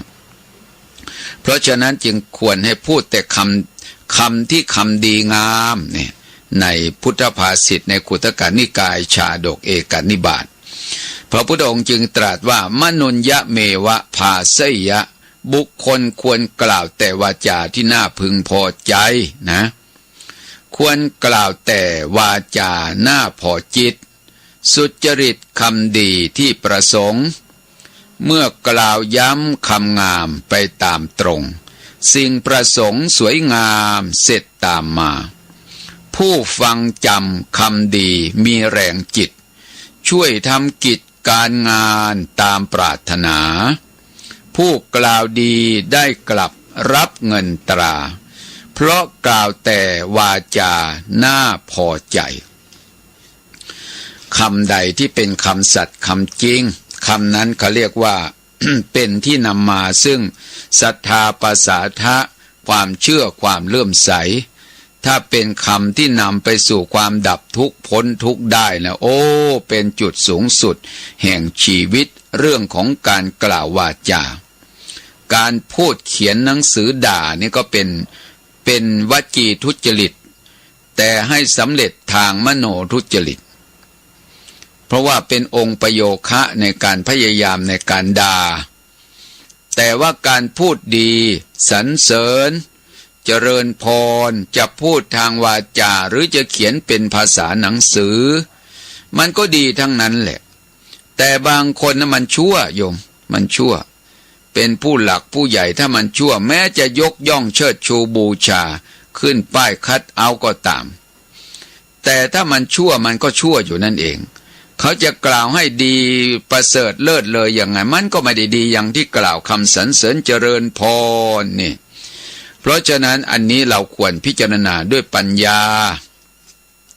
ของดีไม่ต้องไปโชว์หรอกไม่ต้องพูดไม่ต้องอวดกันไม่ต้องโฆษณาอย่างทองคำเนี่ยญาติโยมทองคำแม้จะเก็บไว้ในตู้ไม่มาขัดมาสีทองคำมันก็ต้องเป็นทองคำแต่ถ้าของมันไม่ดีไม่เข้าท่าอย่างตะกั่วอย่างสแตนเลสสีมันไม่สวยผิวมันไม่งามแต่เอาไปชุบเป็นทองแล้วมาทำเป็นเครื่องประดับมันก็สวยอยู่แต่ว่าของที่ไปชุบขึ้นมามันไม่ใช่ของจริงมันเป็นของหลอกเหมือนกับคนที่ไม่จริงไม่มีความดีไปกล่าวสรรเสริญให้ดีให้ยกย่องให้อายุมั่นขวัญยืนให้มีบุญมีกุศลอย่างเนี้ยเหมือนกับตะกั่วเหมือนกับเหล็กที่ไปชุบทองมาใส่เป็นเครื่องประดับมันก็สวยงามจริงแหละไม่กี่วันถูกเหงื่อใครมันกัดเข้าธาตุแท้แห่งตะกั่วมันก็จะออกมาเป็นสีตะกั่วเหล็กที่เป็นสแตนเลสเมื่อสีทองที่ของเทียมมันหลุดออกด้วยเหงื่อใครมันกัดมันก็จะกลายเป็นสแตนเลสขึ้นชื่อว่าความชั่วมันก็ชั่วนะขึ้นชื่อว่าความดีมันก็ดีนะพอพูดถึงวาจาเนี่ยเราควรจะได้คำนึงจะพูดจะคุยอะไรแล้วก็การที่จะอยู่ในสังคมโลกใบนี้เราควรจะคำนึงข้อหนึ่งว่าความสามัคคีความสามัคคีการปองดองกันอย่าพูดแต่คำอันเป็นวิวาทะเอาเป็นเอาตายอย่างนี้และการพูดแล้วพูดอีกกระซ้ำย้ำเติมอยู่เสมอเนี่ยเป็นไปเพื่อความวิบัติแห่งประเทศชาตินะคือความวิบัติแห่งประเทศชาติคือประชาชาติแตกความสามัคคีอะไรก็ตามที่มันเป็นไปเพื่อความแตกแยกเรื่องอันใดที่ไม่ควรเปิดเผยยิ่งเป็นฝ่ายบ้านฝ่ายเมืองด้วยแล้วยิ่งเป็นผู้นำผู้บริหารอันนี้สำคัญมากนะญาติโยมถ้าเรารู้ว่าสิ่งใดที่มันเป็นไปเพื่อความแตกแยกยิ่งเอามากระซ้ำย้ำเติมอยู่เสมอบางทีเขาไม่พูดแต่มันวันหนึ่งมันจะระเบิดออกมา มันจะเป็นไปเพื่อความแตกแยกเป็นไปเพื่อความล้างผลาญคนพูดตายไม่ตายความแตกแยกเกิดขึ้นอะไรจะเกิดขึ้นตามมานี่มันเป็นผลที่เราจะต้องพิจารณาด้วยญาณปัญญาเพราะคำพูดคำจาเนี่ยมันเป็นไปเพื่อกระทบกระทั่งกันบางทีก็เรื่องไม่เป็นเรื่องโอ้แต่เรื่องวาจาที่มันไม่เป็นเรื่องเนี่ยบ้านแตกสลายขาดถึงความวิบัติย่อยยับท่านยกเรื่องอะไรใช่ไหมเรื่องทิฏฐิมานะไปว่ากล่าวดูถูกเจ้าวิทูธพะซึ่งเป็นพระราชโอรสของพระเจ้าปเสนทิโกศลพวกชาวสากยะทั้งหลายก็ลบหลู่ดูถูกหาว่าพระเจ้าวิทูธพะเป็นลูกของพระนางวาสภขัตติยาซึ่งเป็นหญิงรับใช้ซึ่งเป็นเวทก็คือเป็นแพทย์คือวรรณะสี่กษัตริย์พราหมณ์แพทย์สูตรพระเจ้ามหานามะได้พระนางวาสภะซึ่งได้แต่งงานกับแพทย์ได้ลูกสาวมาก็เป็นพระนางวาสภะขัตติยาเนี่ยลูกพ่อเป็นกษัตริย์แม่เป็นแพทย์เป็นคนรับจ้างก็เลยลูกออกมาก็เลยกลายเป็นจันทานทำนองนั้นเขาจึงเวลาจันทานไปนั่งตรงไหนเขาว่าที่นั้นเป็นที่ไม่สะอาดเป็นที่ไม่เป็นมงคลคนไทยเรียกว่าจันไรเวลาพระเจ้าวิทูธพะมาเยี่ยมตระกูลเจ้าสากยะซึ่งเป็นพระเจ้าลุงพระเจ้ามหานามะเมื่อกลับไปโอ้ยพวกหญิงสาวใช้ปากดีเหลือเกินด่าคำหยาบคายว่าไอ้ลูกคนจันทานลูกคนไม่รู้หัวตระกูลมานั่งตรงให้กูเดือดร้อนเอาน้ำนมถือว่าเป็นน้ำอันสะอาดเป็นน้ำที่เกิดจากของพระเจ้าเอามาล้างนั่งตรงไหนก็เอานมไปลาดแล้วก็ผ้าเช็ดน้ำออกวันนั้นทหารเอกคนรับใช้ของพระเจ้าวิทูธพะลืมอาวุธคือพระขันกลับมาก็เห็นคนเหล่านี้ด่ากันในห้องพระโรงก็ถามว่าพวกเจ้าโกรธแค้นเคืองใครเจ้าไม่รู้หรือวันนี้ไอ้ลูกไอ้นางสภะขัตติยาลูกหญิงคนจันทานมันมานั่งตรงนี้พวกข้าเดี๋ยวต้องลำบากโอ้ยคนเหล่านี้มันด่ามันว่าเสร็จแล้วอมาตย์คนนี้ก็ทหารคนรับใช้ของพระเจ้าวิทูธพะก็นำเรื่องนี้ไปแจ้งแก่พระเจ้าวิทูธพะพระเจ้าวิทูธพะท่านก็ได้ยินโอ้คนเหล่านี้ลบหลู่ดูถูกไม่รู้ที่ต่ำที่สูงนี่ในที่สุดพระเจ้าวิทูธพะเกณฑ์ทัพโยธากลับมาฆ่าพวกหญิงบริวารฆ่าทาสบริวารเหล่านั้นตายเกือบหมดในกรุงสากยะวงศ์เนี่ยตายเพราะปากพระเจ้าวิทูธพะก็มาฆ่าตระกูลสากยะยกเว้นแต่ตระกูลของพระเจ้าลุงของตัวเองคือพระเจ้ามหานามะพอล้างแค้นเสร็จกลับไปเมืองสาวัตถีก็ไปกินเหล้าฉลองชัยชนะสิตรงเนี่ยคือพระเจ้าวิทูธพะท่านก็ทำกรรมชั่วไว้มากเพราะไปฆ่าคนสากยะในตระกูลนั้นก็มีทั้งพระอริยเจ้ากินเหล้าเมาคืนนั้นคนที่กรรมน้อยกรรมที่ยังไม่ถึงกาลเวลาที่นอนริมฝั่งแม่น้ำอจิรวดีเพราะเมืองสาวัตถีอยู่ริมฝั่งแม่น้ำอจิรวดี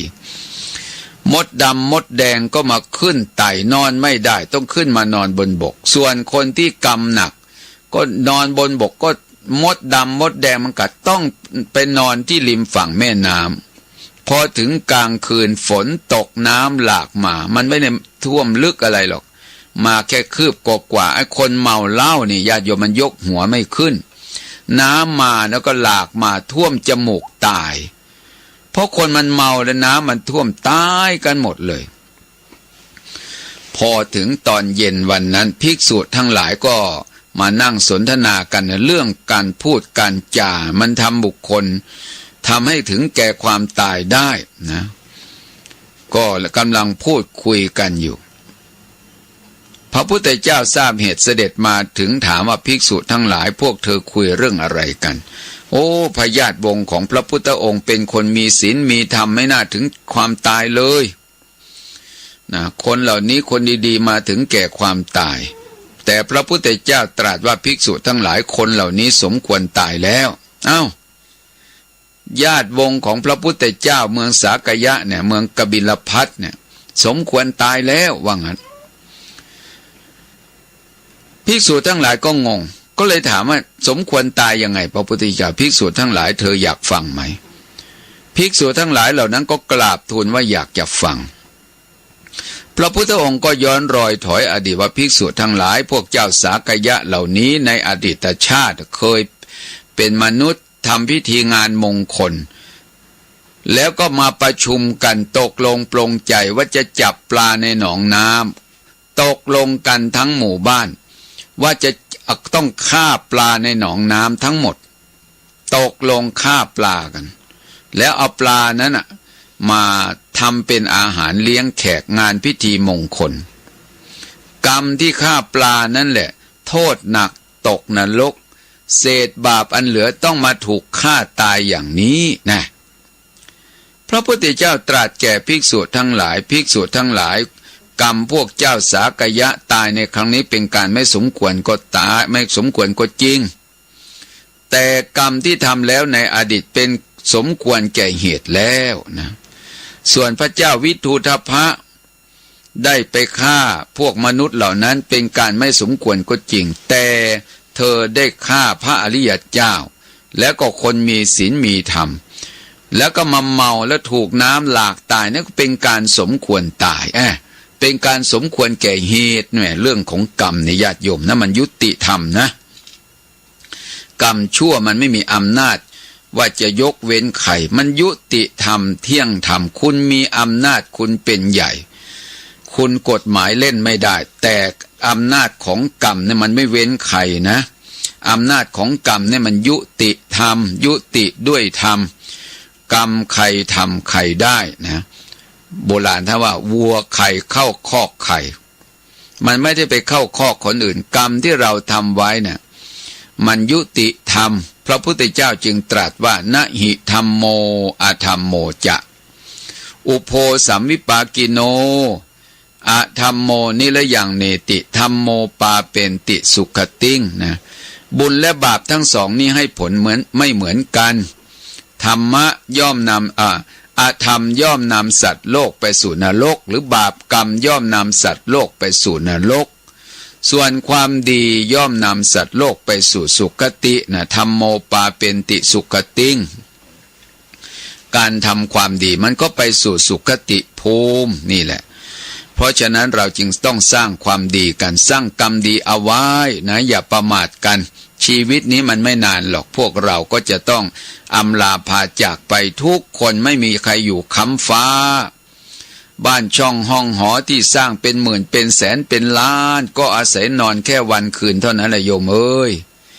เป็นเศรษฐีร้อยล้านพันล้านมีอำนาจล้นฟ้าก็กินข้าวมันไม่ได้กินทีละกระบุงกินทีละหาบนะโยมนะกินข้าวก็กินทีละทัพพียิ่งอายุมากขึ้นก็ทัพพีก็กินไม่หมดโอ้ยเล่นตัวอีกไม่อยากอยู่ไม่อยากกินอาหารการกินก็มีเพียบพร้อมแต่กินไม่ได้เมื่ออายุมากขึ้นความชรามันก็เป็นไปตามมาไม่ใช่เศรษฐีกินข้าวทีละกระบุงทีละหาบมันน่าเป็นนะโยมนะคนยากคนจนกินละครั้งละทัพพีก็เปล่าเลยคนยากคนจนกินข้าวก็ทีละจานนอนก็คืนละทีละเตียงเศรษฐีมีเงินเป็นร้อยล้านพันล้านมีบ้านหลายสิบหลังก็นอนคืนละเตียงไม่ได้นอนคืนละ3 เตียง4 เตียงเพราะฉะนั้นเรื่องนี้เราต้องคิดเราต้องสร้างบุญสร้างคุณงามความดีเอาไว้จะได้เป็นปัจจัยทำให้ชีวิตของเรานั้นในระหว่างที่เวียนว่ายตายเกิดเราจะเป็นผู้เพียบพร้อมด้วยคุณงามความดีเศรษฐีในสมัยพุทธกาลเช่นท่านอนาถบิณฑิกะเศรษฐีนางวิสาขาก็ทำบุญทำทานกันสร้างวัดสร้างวาให้พระเจ้าประสงค์องค์เนรได้ปฏิบัติธรรมนั่นท่านเหล่านั้นยังเป็นพระอริยบุคคลยังสร้างบุญไม่อิ่มไม่เบื่อเพราะมองเห็นชีวิตเป็นของมีค่าเราจะปล่อยเวลาโดยที่ไม่สร้างความดีไม่ได้ท่านใช้ชีวิตมีค่ามีราคาอยู่ตรงนี้ญาติโยมสาธุชนทั้งหลายวันนี้ก็เลยพูดเรื่องคำพูดคำ จาที่เป็นคำไม่ดีบ้างคำดีบ้างอุปมาเปรียบเทียบเพื่อจะให้เห็นเป็นอุทาหรณ์เพื่อเป็นคติธรรมสอนใจเราจะได้งดได้เว้นถูกและทำสิ่งที่ควรกระทำหมดเวลาพอดีนะญาติโยมนะเอาไว้ติดตามในตอนต่อไปเอาล่ะญาติโยมสาธุชนทั้งหลายวันนี้หมดเวลาแล้วรายการธรรมะคลายทุกข์อาตมาภาพผู้บรรยายก็ต้องจากลาสาธุชนไปด้วยคำว่าธรรมะคลายทุกข์ลาทุกท่านขอผู้ฟังทางบ้านสุขหันษาพูดทำคิดด้วยธรรมพระสัมมาใช้เมตตาขันติธรรมสุขจำเริญขอความสุขความสวัสดีความเจริญในธรรมจงบังเกิดมีแก่สาธุชนผู้สดับรับฟังและผู้สนับสนุนรายการโดยทั่วถึงกันจงทุกท่านขอเจริญพรที่นี่สถานีวิทยุพระพุทธศาสนาคณะสงฆ์อำเภอฝาง FM 100.25 เมกะเฮิรตซ์ออกอากาศณวิหารพระเจ้าหลักแห่งสำนักปฏิบัติธรรมแห่งที่ 21 วัดพระบาทอุดมตำบลเวียงอำเภอฝาง จังหวัดเชียงใหม่ติดต่อ 0819515864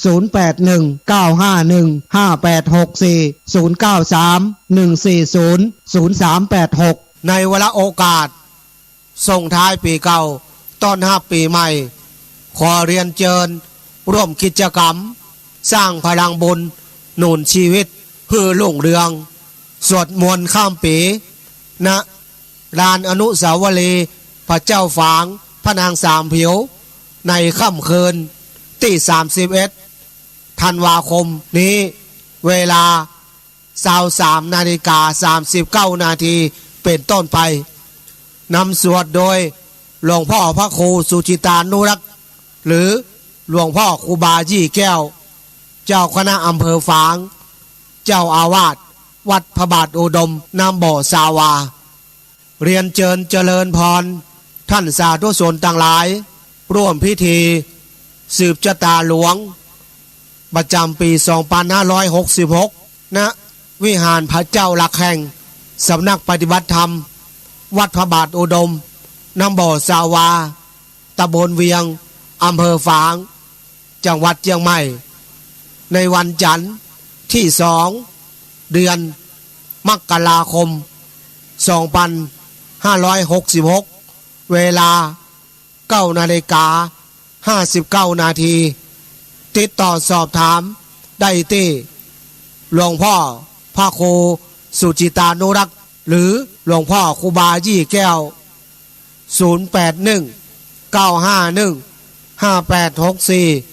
081-951-5864ขอความนอบน้อมจงมีแก่พระผู้มีพระภาคเจ้าพร้อมทั้งพระสัทธรรมคำสอนและพระอริยสงฆ์เจ้าทั้งหลายขอถวายความเคารพแก่พระเถรานุเถระผู้ติดตามรับฟังรายการขอความสุขความสวัสดีความเจริญในธรรมจงบังเกิดมีแก่บรรดาท่านสาธุชนทั้งหลายวันนี้รายการธรรมะคลายทุกข์ก็ได้มาพบกับญาติโยมสาธุชนทั้งหลายตามปกติเช่นเคยนะญาติโยมสาธุชนทั้งหลายวันเวลาผ่านไปมันไม่ได้ผ่านไปตั้งแต่วันเวลาเดือนปีเท่านั้นอายุของเรามันใกล้จุดหมายปลายทางเข้าไปทุกขณะวันเวลาผ่านไปมากชีวิตของเราก็ใกล้จุดหมายปลายทางทำอย่างไรน้อชีวิตของเราจะได้มีที่เกาะที่ยึดมีธรรมเป็นที่พึ่งกันถ้าเรามัวประมาทผลัดวันประกันพรุ่งรอโอกาสนั้นก่อนโอกาสนี้ก่อนถ้าเราไปคิดรอโอกาสรอเวลาบางทีตายก่อนไม่ได้ทำคุณงามความดีก็ได้ถ้าชีวิตของเราเนี่ยเราจะหาที่เกาะที่ยึดสร้างที่พึ่งเราก็ต้องมาเริ่มต้นชีวิตของเราทำคุณงามความดีเริ่มตั้งแต่วันไหนเริ่มวันนี้แหละญาติโยมไม่ต้องไปรอวันไหนเริ่มปฏิบัติวันนี้เลยเราจะให้ทานเราก็เริ่มต้นเลยว่าเราจะทำตอนไหนเราจะรักษาศีลเจตนาตั้งใจมันไม่ต้องเสียเงินเสียทองเลยเรื่องของศีลเนี่ย ลำตัวติดต่อสอบถามรายละเอียดได้ที่มหาวิทยาลัยมหาจุฬาลงกรณราชวิทยาลัยวิทยาลัยสงฆ์นครลำปาง054-209-454ปัญญาโลกสมิงพัฒโชโตปัญญาเป็นแสงสว่างในโลกมหาวิทยาลัยมหาจุฬาลงกรณราชวิทยาลัยวิทยาลัยสงฆ์นครลำปาง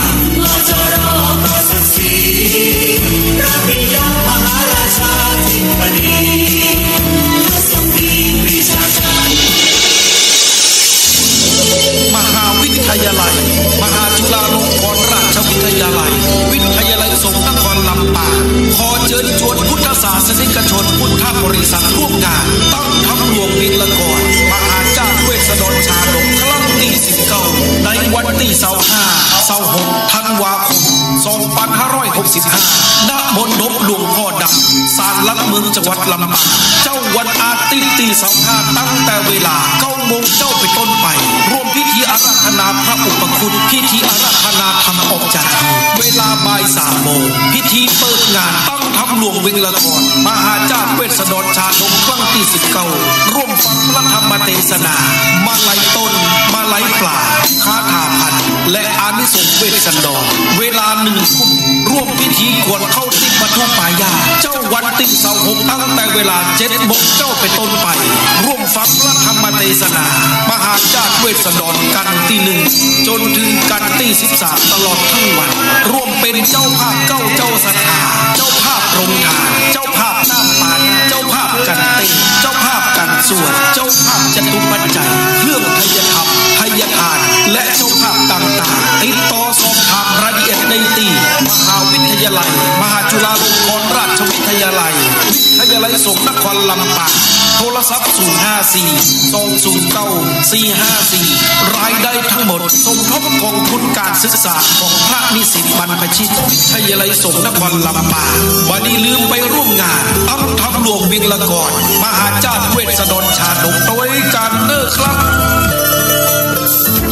คุณกำลังฟังสถานีวิทยุเพื่อการศึกษาวิทยาลัยสงฆ์นครลำปาง FM 106.5 เมกะเฮิรตซ์โทรศัพท์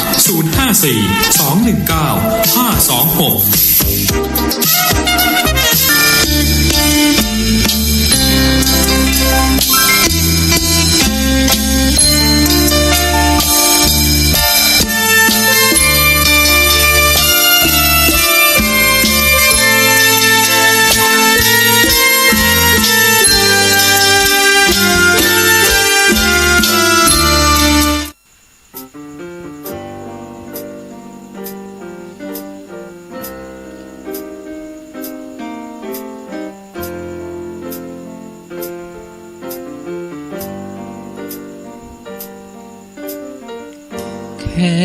เพียงสมมุติหยุดสวดอภิธรรมคงช้ำหัวใจพระจะเป็นไข้ด้วยในความจริงสวดจบก็รับปัจจัยผลลัพธ์ที่ขาดสวดไปก็คงอยู่ไปวันตั้งแต่บวชนั้นก็สวดเรื่อยมาหนักหนาจนโยมให้ความเชื่อมันกับวันเวลานำพาให้เทศรับกันจาก100เลื่อนเป็นหลายพันทุกวันก็พออยู่ไหวหยุดสวดไม่ได้หัวใจพระสารภาพคงไม่เป็นบาป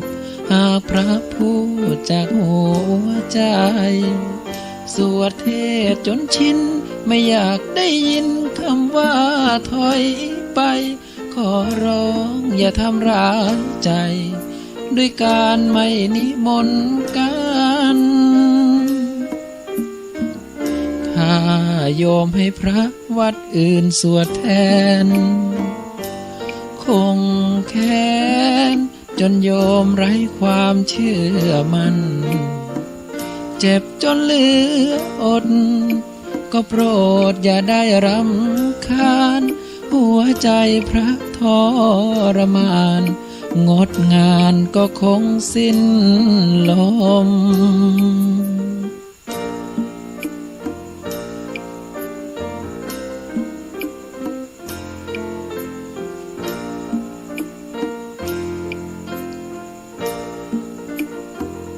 ขาดสวดไม่ได้หัวใจพระสารภาพคงไม่เป็นบาปหากพระพูดจากหัวใจสวดเทศจนชินไม่อยากได้ยินคำว่าถอยไปขอร้องอย่าทำร้ายใจ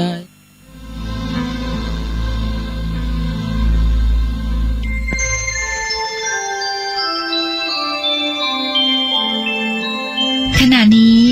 ท่านกำลังฟังสถานีวิทยุกระจายเสียงคลื่นเพื่อการศึกษาพระพุทธศาสนาและวัฒนธรรมระบบ FM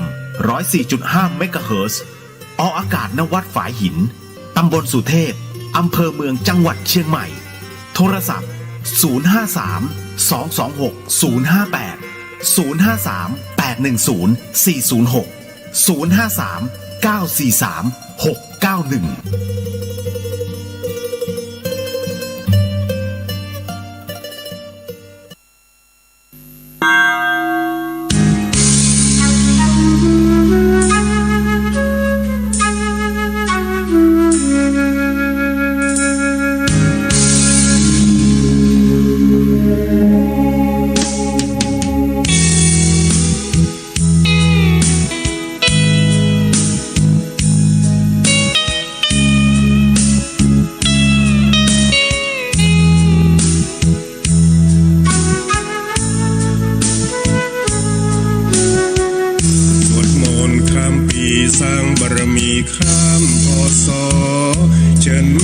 เชิญพ่อร่วมก่อสร้างบารมีส่งท้ายปีเก่าต้อนรับปีใหม่ปีนี้ขอเชิญน้องพี่มาสร้างความดีร่วมกันชาวพุทธที่ดีไม่มีงมงายด้วยการขวนขวายริเริ่มในสิ่งสร้างสรรค์เบิกฟ้าปีใหม่ให้สุขสดใสทุกวันเชิญมาพบกันเพื่อร่วมสร้างสรรค์ความดี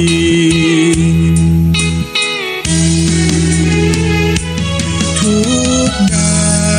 ที่มีในใจของเราความโศกความเศร้าที่คอยเผาใจนานปีจงมาลายหายสูญด้วยคุณพระชินสีอีกทั้งทุกโศกโรคภัยที่มีอย่าได้ราวีตลอดปีและตลอดไปข้ามปีสร้างบารมีข้ามพศอย่าได้รีรอมาเสริมต่อสร้างสุขทางใจสมเป็นชาวพุทธบริสุทธิ์สะอาดสดใสเชิญพากันไปไหว้พระสวดมนต์ข้ามปี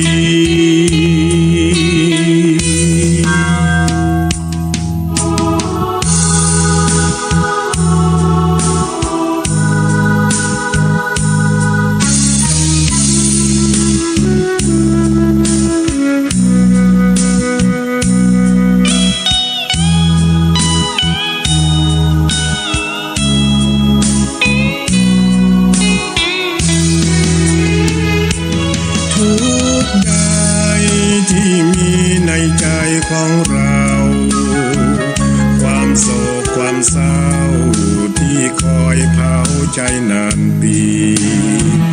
จงมาลายหายสูญด้วยคุณพระชินสีอีกทั้งทุกโศกโรคภัยที่มีอย่า ปีและตลอดไปสวดมนต์ข้ามปีสร้างบารมีข้ามพศอย่าได้รีรอมาเสริมต่อสร้างสุขทางใจสมเป็นชาวพุทธบริสุทธิ์สะอาดสดใสเชิญพากันไปไหว้พระสวดมนต์ข้ามปี